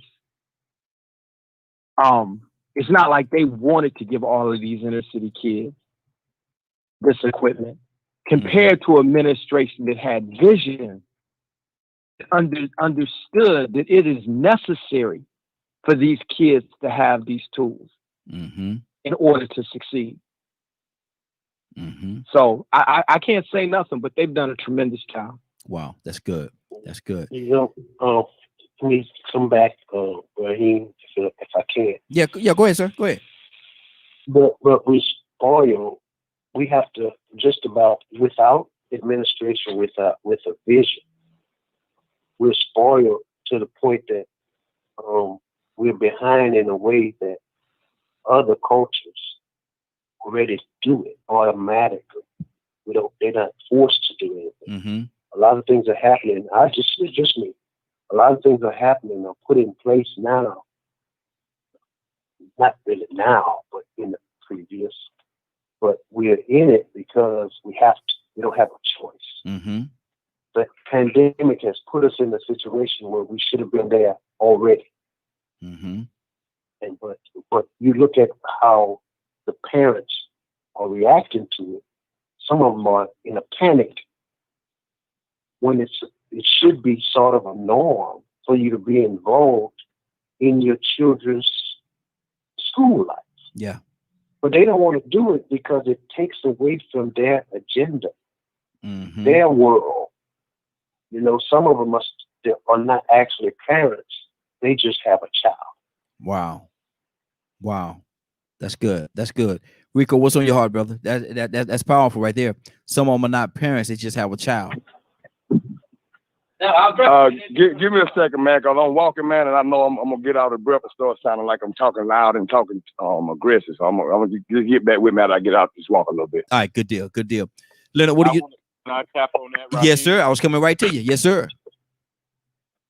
And what Rico just said is what many in the African-American community do not want to discuss. This is one of the major things that when Bill Cosby was speaking some years ago, and a lot of people got offended. But I'm going to tell you, the reason why we have the issue in our community is because of poor parenting. You can say whatever, you can blame it on whatever else you want to. It's poor parenting. Tucson just mentioned, sometimes kids are an inconvenience to most people. And they're going to just do what they want to do, regardless of the responsibility. When my wife told me she was pregnant, just preparing for that child to come was a big deal. Because one thing I knew for sure is that my life was no longer mine. Come on. And that I owed that child 18 years of my undivided attention. It's not something that you just had and it's supposed to raise itself. And while you playing on the phone and going back and forth and people in and out your house and you pretending like you don't have that parental responsibility, the streets is raising your child and you're wondering why we're doing what we're doing now. It's because of an entire generation of neglect and poor parenting. Come on. A number one truth. Anna, what do you say to that? My God, bravo, Tucson and Leonard. It is so refreshing to hear men actually say this as well, because it's mothers like me who have never understood it.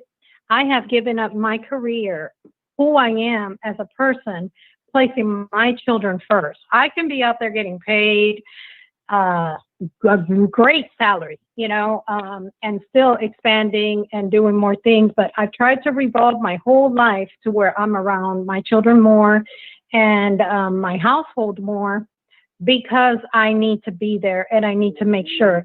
Even while I was working, I would find a way to get to my children's schools as much as possible. And I finally made a decision that if I have to work or focus on my children or on my, especially on my disabled child, which is a lot harder than raising a regular child with no disabilities. But I made up my mind when he was in elementary school. I said, okay, that's it. My career is done for now. If the opportunity arises again, which I'm sure it will, I will jump all over it. But right now my focus is him. And, of course, all my children have always been my focus. I have my oldest one who's my 22, about to be 23 next week. She's a psychologist already, a psychologist. She does voice acting. She's got her own thing going on with her anime and whatnot. I have my 17-year-old who's going, to law school to become an attorney. And Nathaniel's going to go, who's 15 going on 16, is going to go on to college as well to become something that has to do with building houses, architectural type. So we'll see where he falls in on that. We'll have him take some tests and whatnot. But if you focus on the children, that's what you're supposed to do. Like, I don't understand how people can go out every single weekend, how you can just go out and focus on you. I don't care what it is. Whatever you make that focus on. We were talking about sports and shopping. Some people it's that earlier. You know what I'm saying? Some people it's that. And it's just really sad. Like, to me, you guys know this. My children go everywhere I go. I don't leave my children anywhere. I'm that mom, and if you can't accept my children as well as myself, we're all one. So then you can't accept me. You know what I'm saying? So that's just the way it is. But it's just refreshing. And I really appreciate that. And when I hear that in fellas, because that's what it's about, us all being good parents. And then maybe if you see somebody who's falling short, helping them out, because that's what I try to do. I'll try to advise, or, sometimes I've taken kids for like 2 weeks and kind of try to show them different. And they went back home and they were wanting their mom to be more different. I've actually spoken to the moms and kind of walked them through it. And thank God they're better parents today. So, it's possible. It's not always going to happen like that, but it's possible. And I just appreciate wonderful men that are there for their children, because a lot of times men will be there.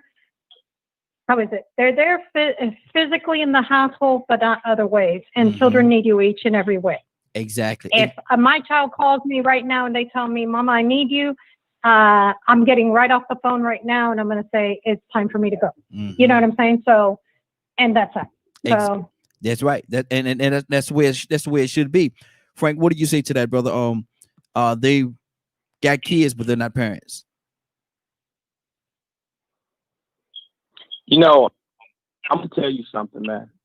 My brother-in-law has a child that has special needs, and dude, I've learned so much from his child and him. Because when you watch a parent with a special needs child, dude, that's and I have to be careful, because there's some areas that are sensitive, but you never want to portray something for something that it isn't. But there's an anointing over that parent that is different. That is the level of patience that this man has with his son, because they depend on you at a much higher level. And it grew me in so many ways, because if that man can show the level of patience that he shows with his son, how can my kids ever frustrate me? And I know that you will be frustrated, but you really need to look at your frustration. Is your frustration really borderline neglect because you don't want to be bothered? But when I watch that man interact with his son, oh my God. It's almost like, and the only thing, it's almost like God pick a special person. Yes. I didn't want to say that, Raheem. I did not want to say real that. quick? Absolutely. Yes, go ahead. absolutely. May I You can. introduce with that? That is so refreshing to actually hear that, and I'm almost in tears because Glory to God. it is a blessing. And some people will look at me with such pity, and I'm like, there's nothing to be, yes, sometimes it could get stressful because I'm human. But there's nothing to feel pity for me for. I'm glad that I got him as a gift because we're both a gift to each other, because if he would have ended in the hands of another parent, maybe it wouldn't be the love that I can share for that child. And I say that from the bottom of my heart. At the beginning, when he was first diagnosed for me, it was one of the hardest things because I didn't understand why. But today I understand, and he's a huge blessing. Like Raheem will tell you guys, he's sat there at the studio, he's played golf. He has his bad days, don't get me wrong, but he's pretty easygoing. But it was that attention. That's all it took. Attention. He loved that. He loved that golf too. And he loved thank you for that. Yeah, he loved that golf too. He really did. Yeah.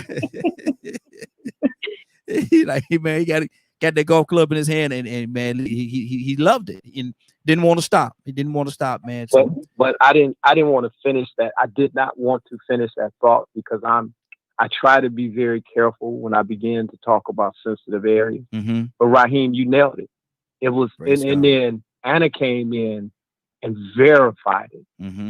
That it's almost like that parent was picked. Yes. And that's so apropos to the thought, because it's hard to understand that God is so loving that he said that this parent right here is going to love you. I got a special just assignment like I for love you. them. I got a very special assignment for you. I got a very special assignment for you.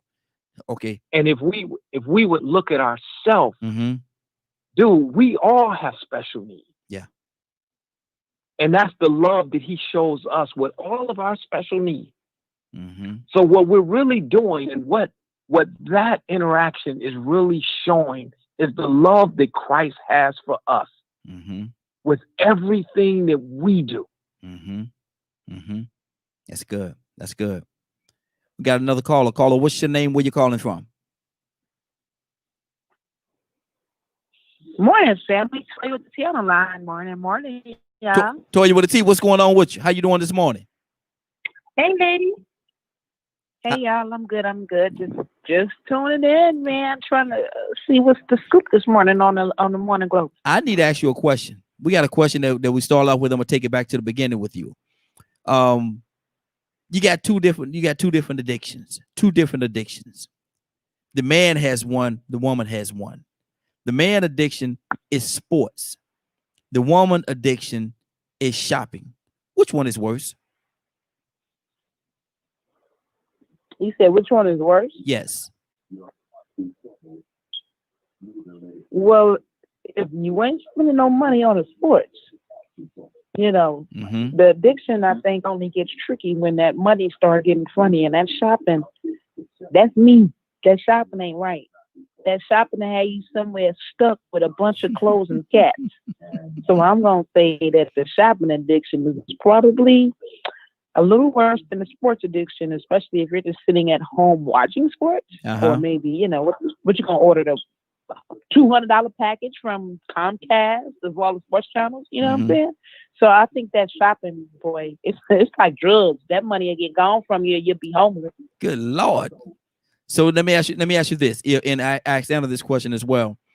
If somebody could come to you, Toya, and they say, Toya, I'm going today, I'm going to give you this black card. Go out there and you shop, buy whatever you want. There's no limit on it. Buy whatever you want. How long would you be out there shopping?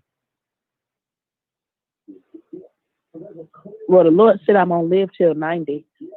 So probably for the next 50 years. I'm shopping every day, man. You just said it ain't got no limit on it. What you mean? You just said no limit. Like, what you mean? I'm shopping every day.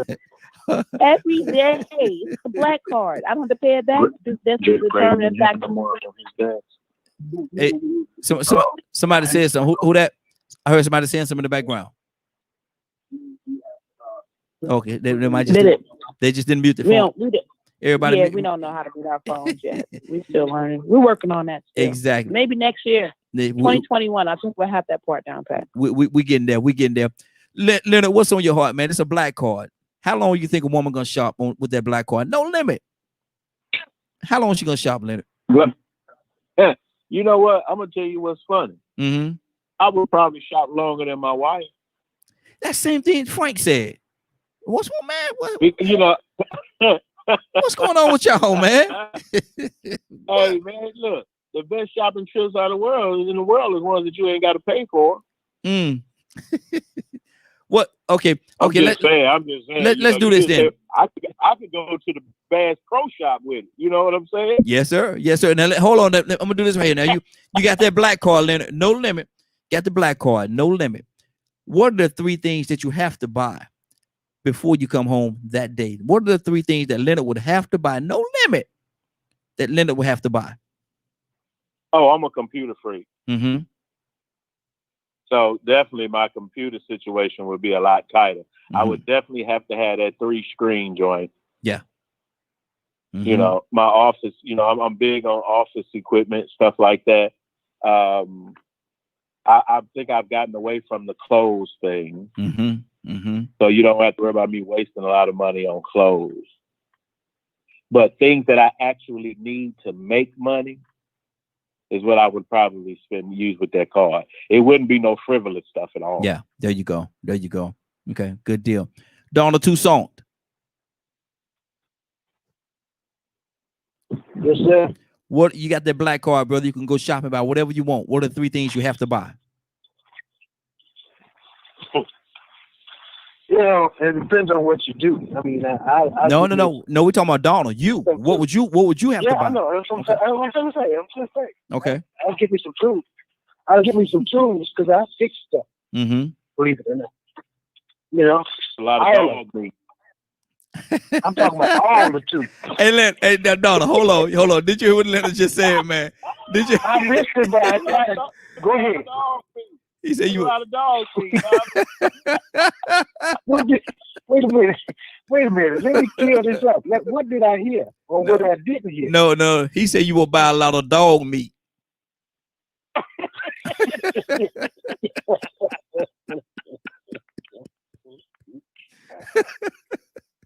I say it every day, Donald. I make it a point to say that every single day. Every day.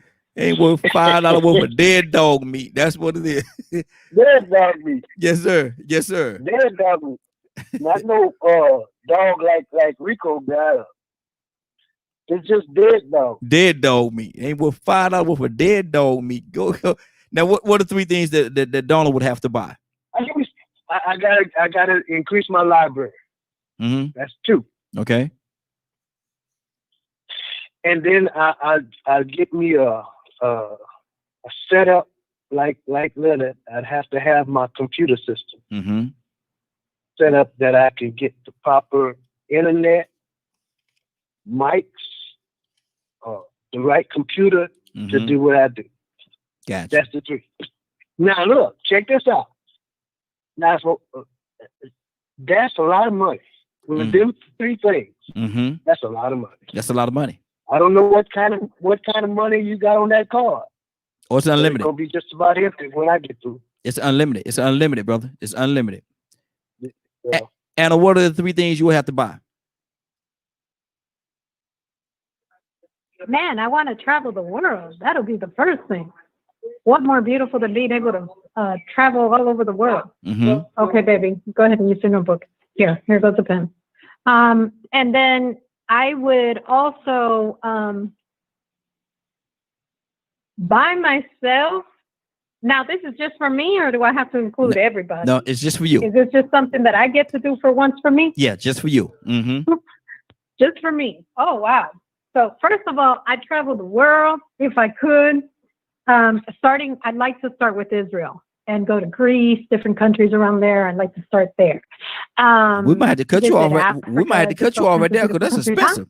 We might have to cut you off right there, traveling the world, because that's expensive. But go ahead on. Go ahead on. We said 3 things. No, because you said it's unlimited. Yeah. Okay, this is your word. So you give a woman unlimited. What were you thinking? My house is beautiful, but I would upgrade it.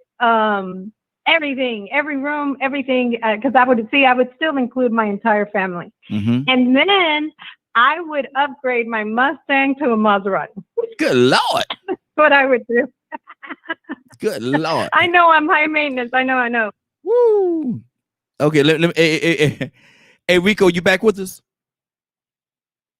Yeah, I'm right here. What's going on? What's the 3 things you would have to buy, brother? You got a black card, unlimited. You got to buy 3 things, man. What's the 3 things that Rico would have to have for Rico? Well, once I find out that I ain't the one responsible for paying that note back, Mm-hmm. I'm gonna go get me some of the best health professionals that money could buy. I want the health professionals of the elite.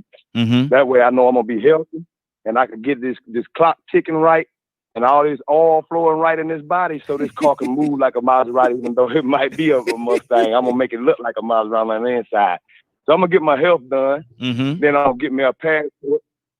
Because like I said, I want to travel the world too. Mm-hmm. But the third thing I'm going to do, I got to do a lot of charity. Okay. I got to do a lot of charity because it's been too many times that I've seen other people doing without, and I wish I could have bought them some tennis shoes or bought them a coat because it was cold outside and they didn't have a coat on. So I want to be able to, you know what I'm saying, set up something for maybe homeless people or people that are struggling. Mm-hmm. Mm-hmm. That's good. That would be my third round right there to make sure I could provide for other people. Okay. Now, I love that. I love what you said, but you know that these 3 things have to be just for Rico, though. But that's gonna be for me. Okay. That's gonna satisfy me. Got you. You know, when I see that person that needs that coat on or that person needs them shoes on, and that child looking embarrassed because he thinks somebody looking at his shoes, mm-hmm. and his shirt too short, and his belly about to show out the bottom of it because his parents poor. Mm-hmm. That will make me feel a lot better. Yeah, there you to be able to walk up to them and say, "Hey, man, I got you. What's your address? I got this for you." Because you can look into the person's eyes sometime and tell when they actually embarrassed exactly about this situation. You know, so I can't be happy. I wouldn't be happy in another country. You know what I'm saying? Or even just in my city, enjoying all this and riding around in phantoms and race. But then I'm still seeing people, children, that's in such bad shape. Yeah, I think I could look away and make myself happy, seeing them not being so unhappy and without. Mm-hmm. That's good. That's good. We got another caller. Caller, what's your name? Where you calling from? Good morning, everyone. This is Annie from Mississippi. Annie, good morning. How you doing this morning? I'm doing fine. What time do you go off the air? I thought you get up around 9. No, we go on to 10 now. Oh, I didn't know that. Yeah. So you give you plenty of time to get in here with us every day. We get off at 10 o'clock. But I want to ask you a question, and I'm gonna take it back to the beginning. You got 2 different addictions. You have 2 different addictions. One is a man. Other one is a female. Now the man addiction is sports. The woman addiction is shopping. Which one is more addictive? Shopping. Well, the women saying shopping. Why you say that? The women are saying shopping. Why do you say that? Well, because shopping can be just like a drug, and when I used to be hooked on shopping all the time. So I can just remember going to a store. It's like I'm just getting high, whether it's a thrift store or Dillard's or wherever. It's just the charge that I get when I go in, when I open those doors. I don't know, something about shopping. Just I don't know. I can't describe it. The best way I can describe it is like a person getting high. Wow. Okay, well, let me ask you this then. I have a black card here, unlimited, and I'm asking everybody this question. I want to hear from you. Unlimited card, black card, unlimited. You get what you want to get, no limit on it. You have to buy 3 things for Annie. What are the 3 things that you will buy for yourself with no limit? Unlimited? Yes. Okay, where are we at? Are we in the clothing store or are we at the car lot? Where we at? Anything you want, no matter where you are. You just, it's 3 things that you have to buy. There's no limit on how much you can spend. What are the 3 things that you have to have with that black card? A very, very, very expensive car. Name the car. What else can I buy? Name it. Which one? Well, I got the Mercedes already. Probably the I don't want the BMW. I don't know, something that I haven't seen. There's some cars that don't have commercials. Let me see. I don't. Let me Google expensive car right quick. Never mind. I don't know. This nice. Anna said she want a Maserati. Would that be in the ballpark? I sure do. Y'all watch. I'm gonna get one. Maserati is like a 2-seater, right? Yes, 2014. Yeah. Mm-hmm. Some. Mm-hmm. You have 2 seats in it. Yes. See, I have to have enough to carry my grandchildren. Then you ain't gonna ride them in that. Probably some kind of nice, huh? You can get you a Rolls, huh? No, I don't like Rolls Royce. Probably something like a nice Expedition, one of those very high-end, fully loaded ones. Okay, so we got one thing. Eddie Bauer. Okay, what's your other two? Yeah. We got the vehicle. I told you. Okay, the vehicle. A very nice piece of jewelry that, like something, a big block diamond ring, the big block square rings. And the third one would be, I don't know, but the third one, probably like a community center where I could like have people to come and maybe, pray and do things that they want to do. Mm-hmm. Something for the homeless, something like that. Now that jewelry, now you putting a target on yourself with that jewelry. Now in certain places you can't go wearing that. Somebody cut your whole hand I know. off. I would put it in my safe deposit box in the bank, but I know it's there. Okay. So just by me knowing it's there, I'll be right with there. Okay. Let me go to Frank. Frank, what are the 3 things that Frank would have to have for Frank? Man, I would buy as much gold and silver as I could find. I mean, I would just load up every piece of gold that I could find. Put it somewhere in a safe deposit box. The third thing that I would buy. Now, when you say gold, would you buy the blocks or you want to buy the blocks of gold? Oh, absolutely. Okay, got you. Okay. Absolutely. Okay, got you. Go ahead. Yeah, and I would try to buy whatever the largest media outlet that I could purchase. Mm-hmm. That would be my 3 things. Okay. Now that's only 2. You can control the media. You can control everything. Now you said gold and media. What people see. What's number 3? You said gold and media. I missed number 3. What was the third one? The third one, I would buy the largest media outlet that I could purchase. No. You said gold and media. I have those too, but No. Gold and silver. Oh, gold and silver. And silver. I'll put them in the same category. I put them in the same category. Oh, okay. So give me one more. Then I would buy the largest media outlet that I could buy. Okay. And well, I guess once I had those things in place, I would try to purchase, just a huge home. I think I would have to have in the midst of some of the things y'all said was great things, but I would have to have a grocery store too, though. I would have to have me a grocery store or a chain of grocery stores. Probably a chain of grocery stores and bring the price down a little bit so people could afford it.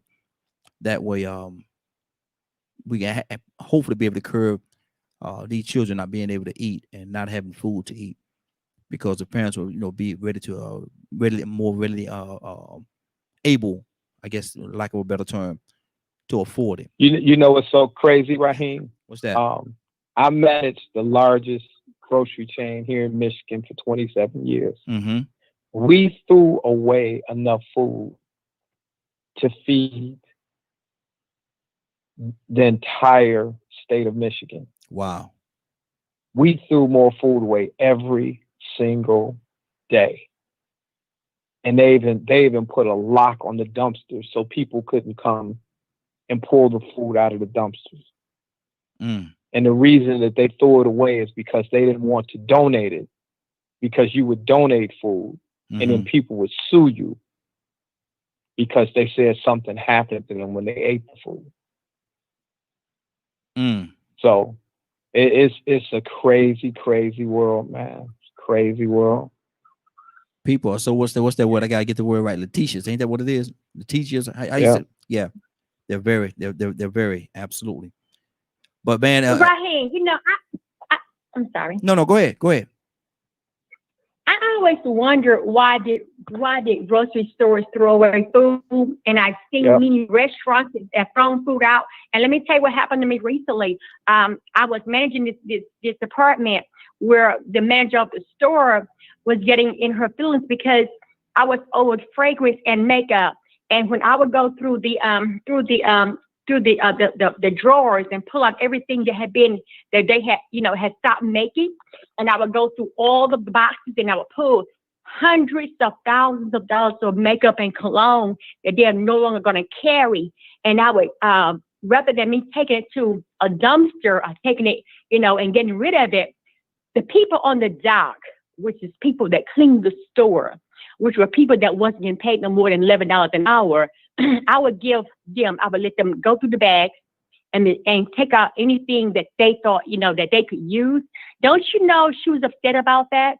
But these are people who can afford $500 a moisturizer. They can afford, all this stuff. So I would let them go through each bag, pick your color. If anybody can use it, take it with you. She was highly upset about that. And now I always wondered about that. To me, it makes no sense. Mm-hmm. Leonard, what do you say to that? Rules are rules. Change the rules. Mm-hmm. Change the rules. Take it. It's you can either take away the ability of people to seek lawsuits, mm-hmm. and then you still get to meet the needs of those people in need of things that way. But the reason why it's done, I don't believe it's done out of spite.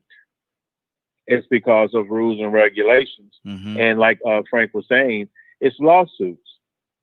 And it don't make no sense, especially when now, if you notice, in more liberal states and dumpster diving and things like that. And now where you have some restaurants, they don't care about the liability. They're serving the food to people. Yeah. So things are changing in different places. Depends on where you live. But, we still have places where folks are making laws to make begging illegal. Mm-hmm. Yep. So we still dealing with those type of people. You know what I'm saying? Mm-hmm. Exactly. So we have to be conscious of that. And if we want these things and we know these things, we have to, in exchange with these companies to avoid liability, take that liability away from them. Mm-hmm. Now, Leonard, tell me if I'm wrong. Tell me if I'm wrong. Didn't they pass a law that if you were caught feeding someone homeless, that you would find yourself in trouble? Oh yeah, in California, they try it all. Yeah, I think they try to do that here as well. Yeah, they did. Yeah, they try. I know they are a lot of time. When people be feeding homeless, the police will run you off. No, you can't feed them here. You have, and I think they said something like you had to go get a permit, and you have to have a permit a certain destination where you're gonna feed them from, right. and all kind of things, man. Because they were threatening. They were threatening to do that because when you been with an organization and things like that, we feed people on a regular basis.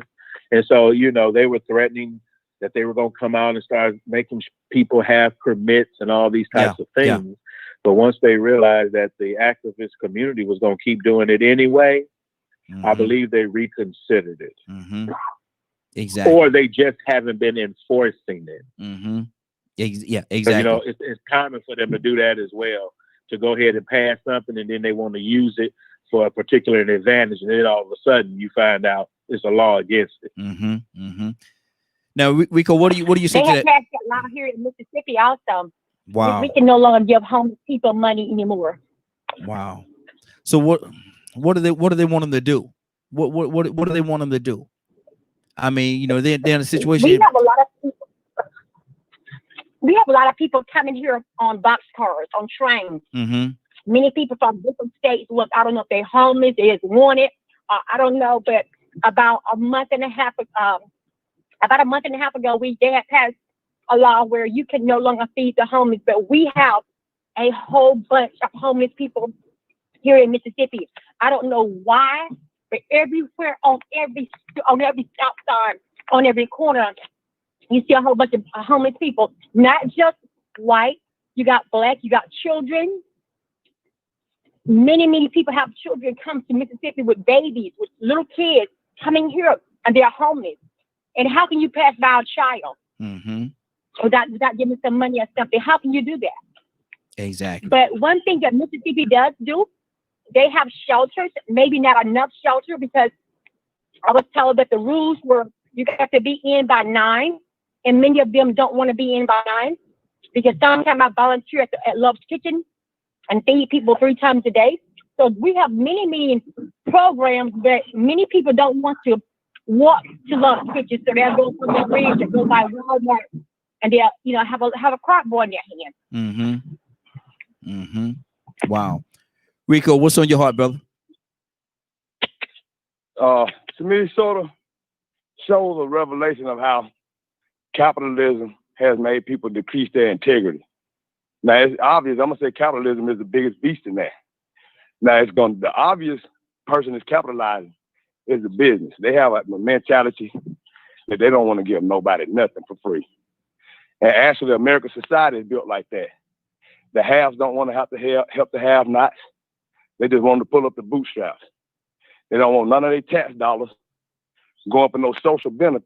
They don't want no socialism at all. They tax dollars. So, I mean, capitalism doesn't really leave room for you to care about the underprivileged or the have-nots. You're thinking about your capital, your profit. So that's one side of it. But capitalism also created people that abused the system and would sue those that do have charity. So now it's a double-edged sword, because say you are a business owner, but you're generous. Maybe you want to help the community. Yeah. But then here it is, you got somebody coming in trying to capitalize and take the opportunity to sue you when ain't nothing wrong. Maybe it's because you fell in the store, so, but mainly with that food thing, that puts the people that really need it in a bad place, because you have con orders that come around and manipulate the system just to try to get a little bit more out of those companies. So, I mean, man, it's a double-edged sword. Like you said, you have to go and change the rules, like Leonard said. Change the rules, change the laws, put precautions up to protect these industries that do want to give charity, because we ask them to give back. It's logical that we ask them, why is this food being thrown away? But it's sad that somebody will sue because the food did something to them. Now, if the food was bad, true enough, they should be more aware of not putting that kind of food out there for people to come get, because you can actually have bad intentions to do that intentionally. But on the other end, what can you do when that is not the intention, but somebody just take the opportunity to sue you to see if they can get a little chunk of your company because they saw you slipping. They saw a hole for them to run through and get it. Exactly. Messing it up for the rest of the people that need it. Yep. Exactly. Toya with the T, talk to me. Toya, you there? Yeah, absolutely. Okay. Absolutely. What everybody said was right. But no, yeah, there are laws and everything to, helping the homeless, feeding the homeless, giving them money. I'm saying there always have been laws against it. They never liked us to do it. I'm saying? I'm from New York, and it's thousands of them up there. Like, that's what they do. And, it's always been something against panhandling and loitering, and what I'm saying? But we do it anyway. Same thing with the food thing down here in Atlanta. That was a couple of years ago. They started trying to enforce being able to give people food and things of that nature. But hey, at the end of the day, I'm gonna do what I want to do. Yep. So I see somebody that look like they need some money, I'm gonna give them some money. I'm gonna go buy them a room or do whatever I want to do. If I feel like I want to go get somebody some homeless food, I'm gonna go pack up my stuff and go ahead and do what I need to do, regardless of all that, because they always gonna make a law to break us, hold us down. Whoever the us is, the us ain't gotta be you. But there are some people out here who I'm just gonna get off this physical platform and understand the spiritual binding behind these people that's homeless, that's bound. You know what I'm saying? So it's like, no, if my spirit move me, I'm taking them clothes. I keep my trunk stay full. I got clothes in my trunk just in case. I saw a girl one day just walking half naked, no pants on. Can I get a cigarette? Yeah. When I gave her a cigarette, I gave her these pants, some Vera Wang pants too. You feel what I'm saying? I keep food and something in my trunk just in case, because on a whim, if it look like they need help, that's what I'm going to do. I'm not leaving it to the police. I'm not leaving it to the governor. I'm not leaving it to nobody. That's my responsibility. You know what I'm saying? But yeah, forget your laws and let's do this thing. Oh, you need a law to, I was reading what you did to Jim Crow. Yes. It was the law that you couldn't kiss your wife in public. Exactly. Yep. Exactly. Good deal. Anna, what's on your heart? And the phone lines are open 678-381-1973. 678-381-1973. Give us a call. We love to have your input. This is Way Out Wednesday. We don't have a topic. We talk about a lot of different things on Wednesday, so it's definitely open. So, Anna, what's on your heart right now? Did anybody watch maybe 5 years back that in Florida, they are like really enforcing it? Like, there's been, you know, especially in the Miami-Dade, you've got to think it's a area where there's a lot of immigrants, because they come in from either the Caribbean or, you know, surrounding areas, and they're actually arresting them. So, you know, this was an older man who got arrested just for feeding people, and it's going to get worse. You know, me, I'm like the rest of you guys. I'm like, I'm giving you money. I'm buying you a meal, a hot meal, because that's just who I am. And nobody's going to change that about me. That's just my heart. I cannot stand there and walk by somebody and not help, you know. You know, I've seen children who are selling water. How legal, you know, how much legal can you do that than selling water? And I've actually told the children, I don't want your water, and I've given them $20-$40, you know, if I have it to spare, because that's what it's about. And I've asked some of these children, they're like, you know, I want to make my own company. Why can't we help them? And this is, you know, down the street here at the red light. Why can't we help them? But so many cars just drove by. But it's not in my heart. I'll tell you, man, especially children, man, whatever they need to get where they need to get. You got my heart, you got my attention. So, you know, but, you know, with that being said, it's really heartbreaking that they would even do that, because so many people need it. You know, what does it take for you?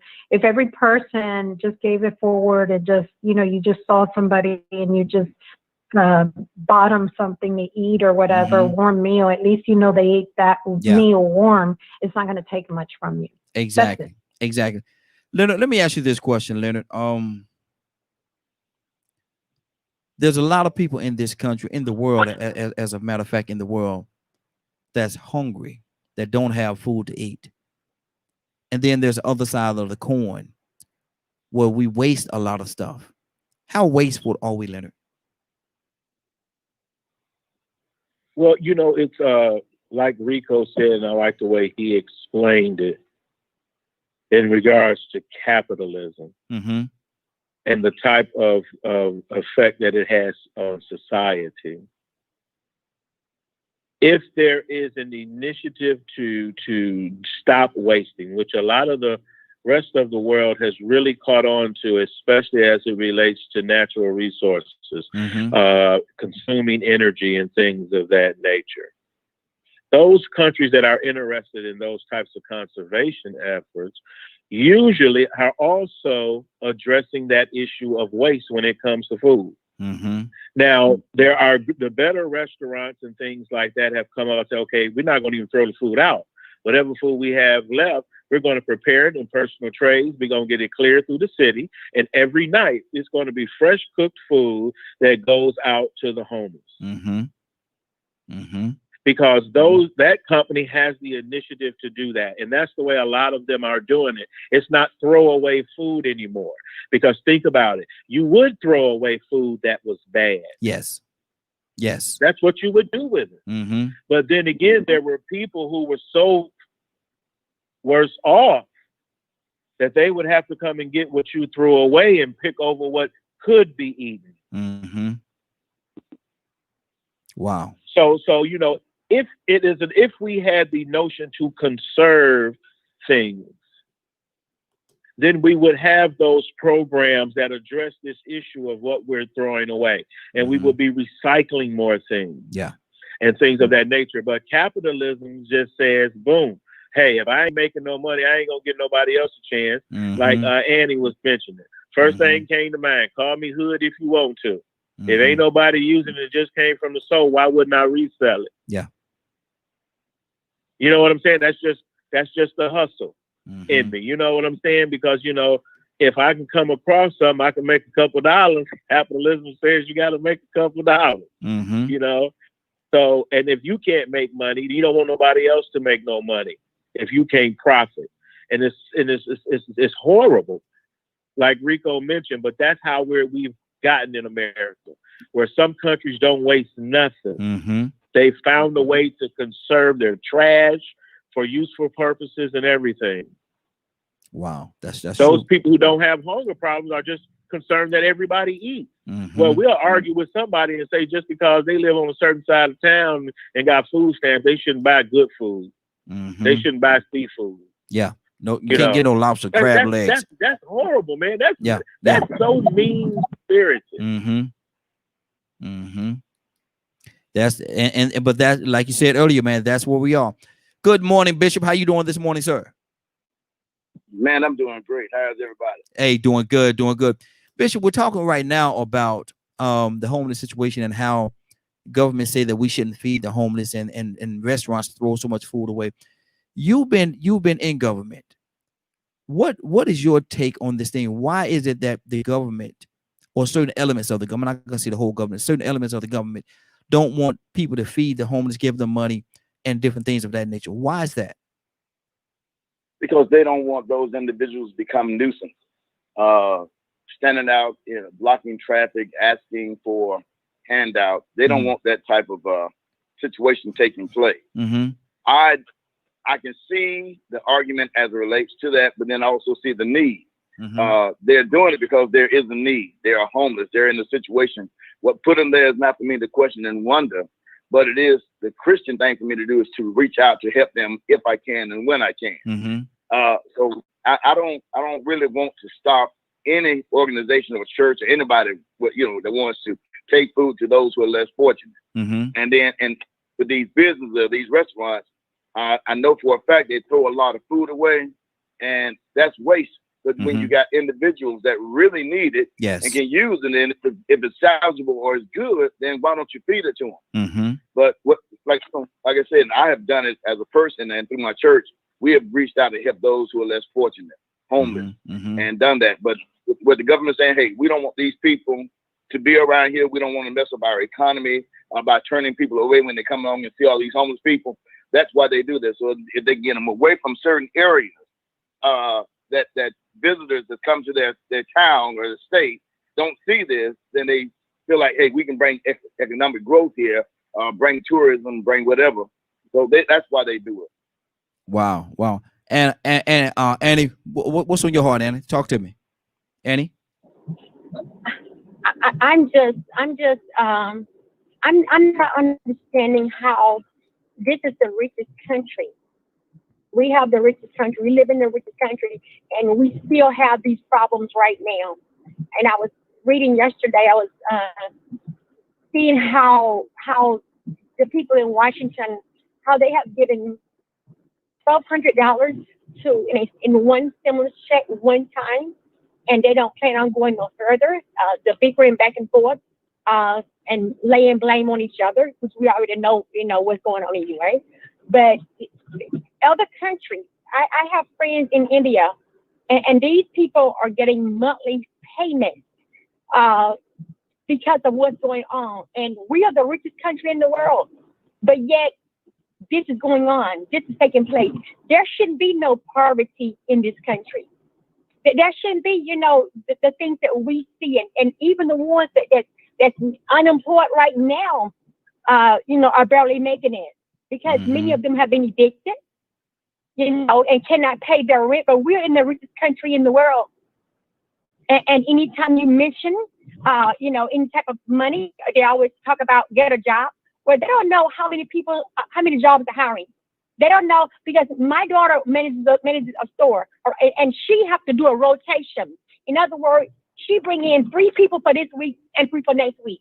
And in the meantime, you're not getting paid half the money that you once were getting paid. So yet and still you're not unemployed. So it's always something. I'm not understanding how we can be the richest people, the richest country, and have all of this going on. The system is broken.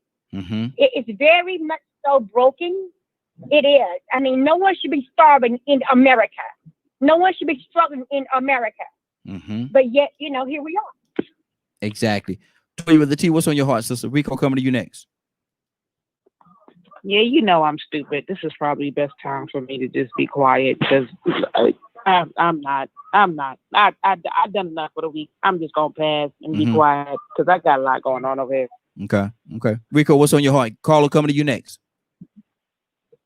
You know, I talk about wordplay a lot of times and how it can have an effect on how we think. Patriotism got us thinking that we are the richest country in the world when really and truly the top three richest people in the world live here, and we just live in the country with them. So, you know, we claim that title as having the richest country in the world, but the richest country in the world created an atmosphere of pure poverty. The richest country in the world became the richest country in the world in less than 200 years off the back of people that they made poor. So we are not the richest people in the world. There are a couple of people in our country that are the richest people in the world. And those people in the top 1%, or 5%, or 10%, they got the same mentality of me. They don't care about the bottom man. They don't even want to repair or share the profits. I bring this up every day. I don't know if people actually realize how young the United States is. How many countries existed for thousands of years before America even existed. And now all of a sudden we are the movers and shakers financially and militarily. How is that possible? And then at the same time, we got a homeless problem. We got some of the worst education in the world, but we got the three richest people in the best economy. They greedy. We're still stuck in the land of greedy people, and we got to realize where we are and where we're coming from. Because some of the discussions we have, they can't be logical discussions that you hear on Fox and CNN, because we are the class that was created from the profits and the riches of America. We don't reap those benefits. We fighting for them. We just want a fair share. And not even for the part that we contributed to, but just for the part that our parents would have been able to leave some back for us if they had been fair about it. So now they still don't want socialism. They still don't want to help nobody. They still don't want homeless people getting free food. They don't want to give nobody nothing. Exactly. So, you know, like I said, we're patriotic, you know, but we are, I just live in the country where the three richest people in the world live. Let me go to Cassandra. Good morning, young lady. How you doing this morning? Good morning. How are you? Doing well. We're talking about we transition. You know, this is where our Wednesdays. We talk about a lot of different things on Wednesdays. Right now, we're actually talking about the homeless situation and how the government, to a certain degree, is taking advantage of them. Don't want you to be able to give them money.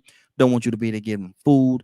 You want to curb. And I know you, Cassandra. I'm going to say to you, I know you, Cassandra. You do a lot for the homeless community. So, what is on your heart with why they're trying to target this homeless population as they are? Yeah, you know, that this is what hurts me, angers me about this great America that people keep talking about, because we treat our poor. There is some wording on the Statue of Liberty that says, "Bring us your poor." They need to not even quote that ever again. They need to stop. In fact, they need to take the damn statue down. I'm sorry. They just need to take it down, because we don't represent any, especially now, and really never have represented where we really were for the poor, the downtrodden. That's a lie. That's a lie from the pits of hell. And we continue to perpetrate this image that we're this great country and everybody wants to come to America and everybody can make it here. And if you can make it, it's like New York. If you can make it here, you can make it. That's a lie. But we continue to perpetrate that. And I hate what this country represents. And I'm here because I was born here. My ancestors came here and built this country. And the Industrial Revolution never would have taken place without Black people and picking cotton in the South. To be quite honest, if you do your research, they never would have gained the wealth that they did if it was not for Black people being brought here as slaves. And now they treat us like crabs. And then the homeless, it's disgusting how hard you have to fight to get them any kind of help.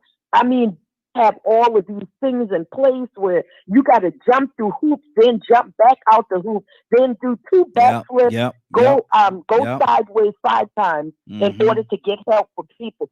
It's what I do. It's what I do. So I'm talking about what I know. And I don't give a flip about them sleeping. If they need somewhere to sleep on the governor's damn steps. I don't care. Hey, we're going to drop a few now. Representing something. I don't care about how it looks. Take care of the people. Then they don't have to be out there sleeping on the street. Do something, America, with your pitiful self. Absolutely. Well, we hit a soft spot that time, but we hit a soft spot that time because I know her passion and how much she loved people. And so I don't know what you all heard out there, but I heard passion, and I heard passion, and I heard compassion. Anna, what's on your heart? And they heard a cuss word, and if that's what you judge me on, keep on judging, because I might say a couple more. Lord knows she probably will. Anna, what's on your heart? I love it.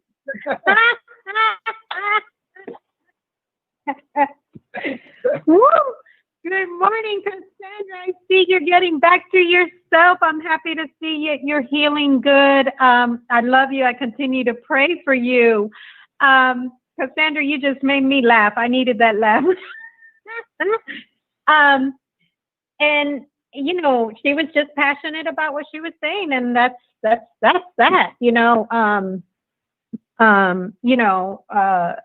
I love Cassandra. Cassandra, you made me laugh. I needed that laugh. That's about it. I don't have much to say. How do you follow that one, right? Huh? How do you follow that one, right? Bishop. Yeah, you can't. You can just laugh and just she's passionate about what she feels, and if you have to know Cassandra. Cassandra's beautiful and has a beautiful spirit. I love Cassandra dearly, and she knows that, but it just kind of threw me off because I was like, she's on a roll, telling you how it is. And she came in and kicked the door. It happened to me too. I told you guys I'm a major work in progress with my old vocabulary that I've had to learn to improve. So Cassandra came in with me. Cassandra came in and kicked the door in. She kicked the door in. She didn't knock. She kicked the door in. Bishop, what's on your heart? Bishop. Well, I'm loving the fact that we're talking about a subject that really needs to be addressed. We can't keep masking it or putting a Band-Aid on the reality of what we're facing with. We need a government that is really concerned about the people and not their own profit, their own gain. You become a U.S. congressman and make over $100,000 a year to introduce legislation that restricts us from trying to do what we need to do to help those who are less fortunate. Our country statement and slogan is "Rich get rich and the poor stay poor." Yes. They always talk about the working class, but the working class is the ones that are making this country rich or making these companies or these individuals filthy rich. And then they cannot open their heart enough to dole out a few dollars to help build a homeless shelter for those men and women and children that are living and sleeping on the street. But they're gonna make sure they get their salaries. They're gonna make sure they get what they want, and they're gonna get their pie in the sky, as some would say. So I can understand where my girl Cassandra is coming from. I ain't mad at her. I respect her speaking. I don't have a problem with anybody expressing themselves because that's them. That's how they feel. And we're not here to judge or condemn. We're here to. This is a conversation of what we're dealing with and what we're facing on the daily basis. And to God be the glory, Raheem. When God gives you these particular subject matters, you bring them out, you present them to the folks. Folks are something to hear anything. And yes, this is a religious station. And it doesn't take anything away from if Cassandra or anybody uses whether it's an adjective that may not be good to their ear. But when you got a heart for people, sometimes you gotta hit that nail right on the head. Exactly. So we shouldn't go too much. So you say it's okay if every now and then I get a little frustrated to the point where I just come out and I just come all the way out and I say, "Dang gun it." Look, man, you better watch yourself now. Don't you be using that word. Rico. Yeah, we gotta have thick skin. That's the thing about it. Yeah. You gotta have thick skin. Exactly. Rico, Cassandra, Rico, you there? Yeah, I'm right there. Okay. Cassandra bought into what she was saying about the Statue of Liberty and the verbiage that's on the Statue of Liberty. But I know you know, as well as I do, and probably everybody that's listening, that the Statue of Liberty that's actually here in the United States of America is not the actual Statue of Liberty that was given to America first. Right. Now, to speak a little bit on that, brother. About the one with the black woman that had the chains on. Yes, sir. Somebody made a decision that they didn't want that to represent America. Mm-hmm. And to this day, they actually still have chains on the actual on the Statue of Liberty in New York, but they make it hard for you to see because they still think that that's a representation of slavery. So somehow, even though the words were meant to touch the hearts and play with the emotions of us, you know, that sentimental part of us that we'll suck in and take those words and embrace them. But the real actions in the image and the true feeling, they don't want to still acknowledge what they did. They don't want to acknowledge us. And like Cassandra said, they don't want to acknowledge that they became who they became off of making a poor class, off of oppressing us, you know, off of not oppressing us, our ancestors. Exactly. And so, you know, that's a big realization that we have to, you know, come to with that. You know, I like being patriotic sometimes, and sometimes they say, well, you know what, you can't make everything about race. But you know what? The truth is the truth, and history is what it is. And I am not going to ever forget, because I can see it with my own eyes, what the I'm going to say the benefit of slavery was. And that was the most powerful country on the planet. Wow. That's good. Leonard, what's on your heart, man? Because this is good. This is good. Leonard, Rico was saying, if you really look at history, America is about business. Yes. And it has everything to do with the same structure we're dealing with now. Before, it was the monarchy. That's where the wealth was. So now corporations rule America. And corporations' only relationship is a trading code. This country never was established really with a huge humanitarian effort, really as its focal point. It was to get people to come and work for this corporation. Yes. And so we once you put history into perspective, you don't sit there and you don't be strung out on that old patriotism crap. Yeah. You protecting the store is what you're doing.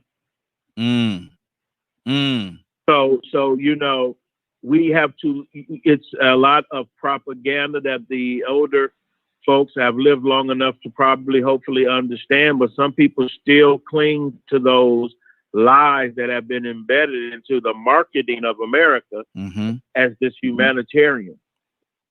Let me ask you this question. Leonard. Let me ask, if America, and before I do this, I gotta do a shout out, man. My daughter just sent me a message. My granddaughter, she's actually watching us in South Carolina. Good morning, Lyric. Love you, boo boo. Love you. Had to say to my baby there. But Leonard, if America had to deal with the absolute truth, would America be able to handle the truth as it is, taking all the layers? Would America be able to deal with the truth of who it is and what it has done? Well, I mean, I didn't think really, I don't run into too many people who really, really understand it enough to the point where it really matters to them. They have complaints, but that's what that education is about. If you don't educate yourself, you won't know anything about it. And that's how power is maintained. Is I manipulate you because you don't take that time to go learn. Look, and you can profit off of it. You can actually say, look at my mom. And I can hear you. You can profit off of that. You know, and a lot of people do. Very romantically put a lot of times, but it's not that. It's a program and it works pretty good. You know, a lot of people you know, have come to America and used America for what it is. Mm-hmm. It's just a vehicle. Mm-hmm. But see, some people got in their emotions and got in their feelings and then became victimized. And now we got all these societal problems. And now you have a government who is very reluctant to even be concerned about that matter, because that's not why it was constructed. That's not the goal of the company. The company's goal is to be profitable, not give money to you all. Exactly. Cassandra, what do you say to that? Cassandra? Cassandra, wake up and go to sleep. Wake up and go to sleep. Toya, what's on your heart? Yeah, well, that was definitely a point Lennon made. That is the goal of the company. We are a corporation. Yeah. So are we. Good morning. How are you? But you know, a couple of things. I know I took an advantage of America. I've taken advantage of life, just what God given me. But I do think that, yeah, we are the most powerful, probably some of the most structured. Because if you just look around at Mexico, Puerto Rico, Virgin Islands, they have different cultures, different ways of living, different rules, laws, and regulations. And supposedly, you know, we're like that model of what everybody else is supposed to be. You know what I'm saying? Out of all the places. So, you know, I'm 100% because I'm America. I was born here. This is where I'm from. So I'm rocking with America. Right. Just like I'm rocking with Brooklyn. Just like I'm rocking with Atlanta, regardless of what goes on. Just like I rock with my family. My family ain't right. I rocks with them because they my family. So I'm for America. And even if we don't want to acknowledge it, America is going through it right now. America is acknowledging what they was right now. This is just like the child molester that got busted. This is just like the rapist that got busted. They handling it. That's right. And we're living in it right now. The thing is, Adam May, what we gonna do? What we gonna do, Adam May? Is we gonna eat the cake or not? This is that defining moment. This is that defining moment in the back of the limo with Ike. America is Ike and we Tina. We done worked. We done jumped all over the stage. Tina beat we the done break. made money, and you Tina still beat the keep brakes beating off us. him. Tina beat the brakes off him. Right. So we finna beat you with the shoe. Now this is the part right now where we all gathering up. We in the back of the limo, and this is that moment right now where we need to figure out what we gonna do. Is we gonna go ahead and swing on Ike and break off and do our own thing, or is we gonna continue to stay under the thumb of America, in which I'm 43. I've been noted. I don't know about everybody else, and it is collective, but for my existence and for my destiny that my God has for me, I'm going to shut this thing down single-handedly. So everything we talk about, I go pray to my God about it. And trust me and believe, if y'all don't see it on the way that he's forming us up, he rising us up, he getting all this stuff up out of us. So that way when we get ready to rise and fight, when I tell you, this ain't about black and white, but it's just something special about us right now. Just right now. When we rise, the world thinks they saw something. They haven't seen nothing yet until the Lord get finished anointing all of his people. And it just so happened that the brown folks are going to be a little something special on the top of that cake. I'm just saying. Good deal. Good deal. Let me go to Bishop. Bishop, what's on your heart? And Leonard, Rico said you hit that out. He had to go, man. His phone is dying. He said you hit that right out the park, brother. Bishop, what's on your heart? Well, I'm Jay. I'm just enjoying the passion, hearing the passion rather that everyone is speaking with, and we do have to realize that we're in a society that it takes us to demonstrate and show the love of God to all humanity, and we're going to have to wake up. And not only should we wake up, we're going to have to speak up. And when we speak up, we got to make sure our voices are heard. So, you know, with that being said, let's go to the polls. Yes, sir. And make sure our voices are heard when we go vote. Absolutely. Absolutely. This has been a good broadcast, y'all. Let me see who all I got left with me here. I want to touch everybody. Anybody have anything before we get out of here? Anna, you got anything on your heart before we get out of here? The only thing I have is that in about 2 hours or an hour and 59 minutes, my show will be going on, Lunchtime with Anna, and I'll be having part 2 of a testimony you guys don't want to miss. That's about it. Good deal. Good deal. Anybody else have anything? Yeah, hold up. Anna being honest. Y'all go check it out. Love, Power, and War. I think that's the name of it. And I just saw her come across my screen. She got a new little movie out, y'all. Y'all better go check it out. Love Song and Power. Yeah, Love Song and Power. And in there. She on IMDb. She has a good show. I'm excited. Look at well, we gonna figure it out. Her a star now. You guys are so nice. Her a star now. You guys are so nice. You guys are so nice. I'm filming. I'm actually filming this weekend. I'm really excited about it. I will be on the movie Love Song and Power, which has got a lot of actors and actresses that have been in the industry for a while. It is an amazing opportunity. My father has opened doors just through the station, through Lunchtime with Anna. So it's been a blessing.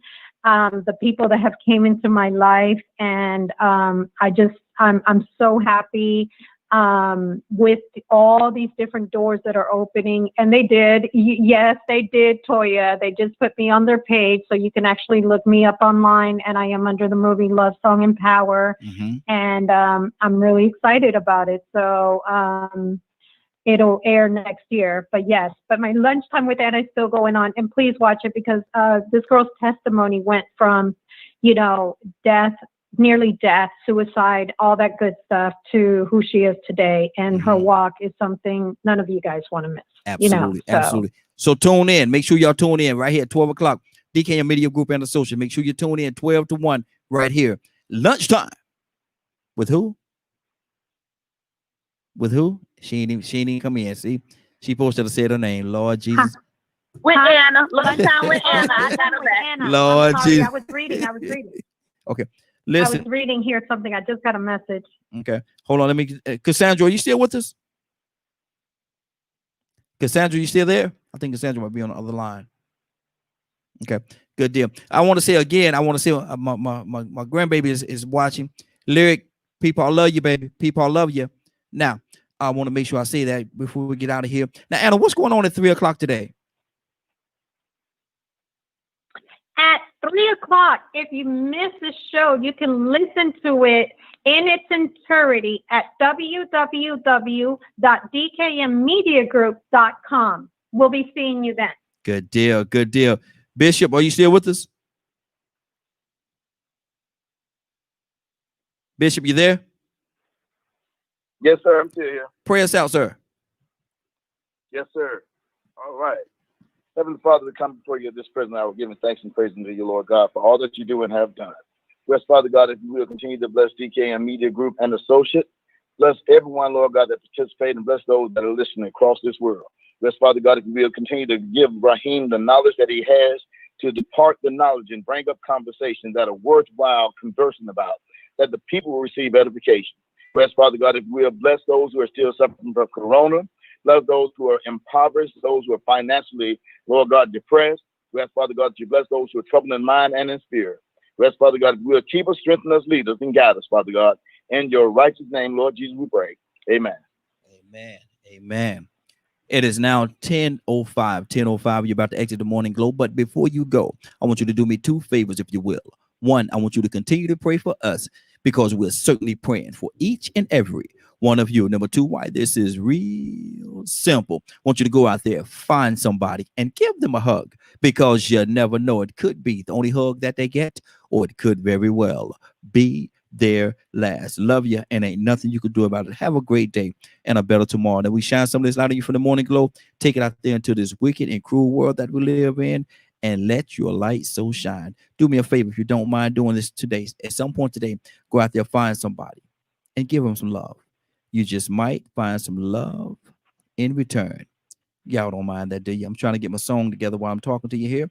There we go. We got everything set and ready. Y'all have a great day. Love you. And don't forget, 12 to 1, Lunchtime with Anna. And from 6 to 7, we have, what's that? Lord Jesus, I don't forget Jamie's show. Rise to Prosperity. Lord, by Jesus, had a brain cramp there for a second. I'm trying to get my music together here. Y'all have a great day. Take care of yourselves.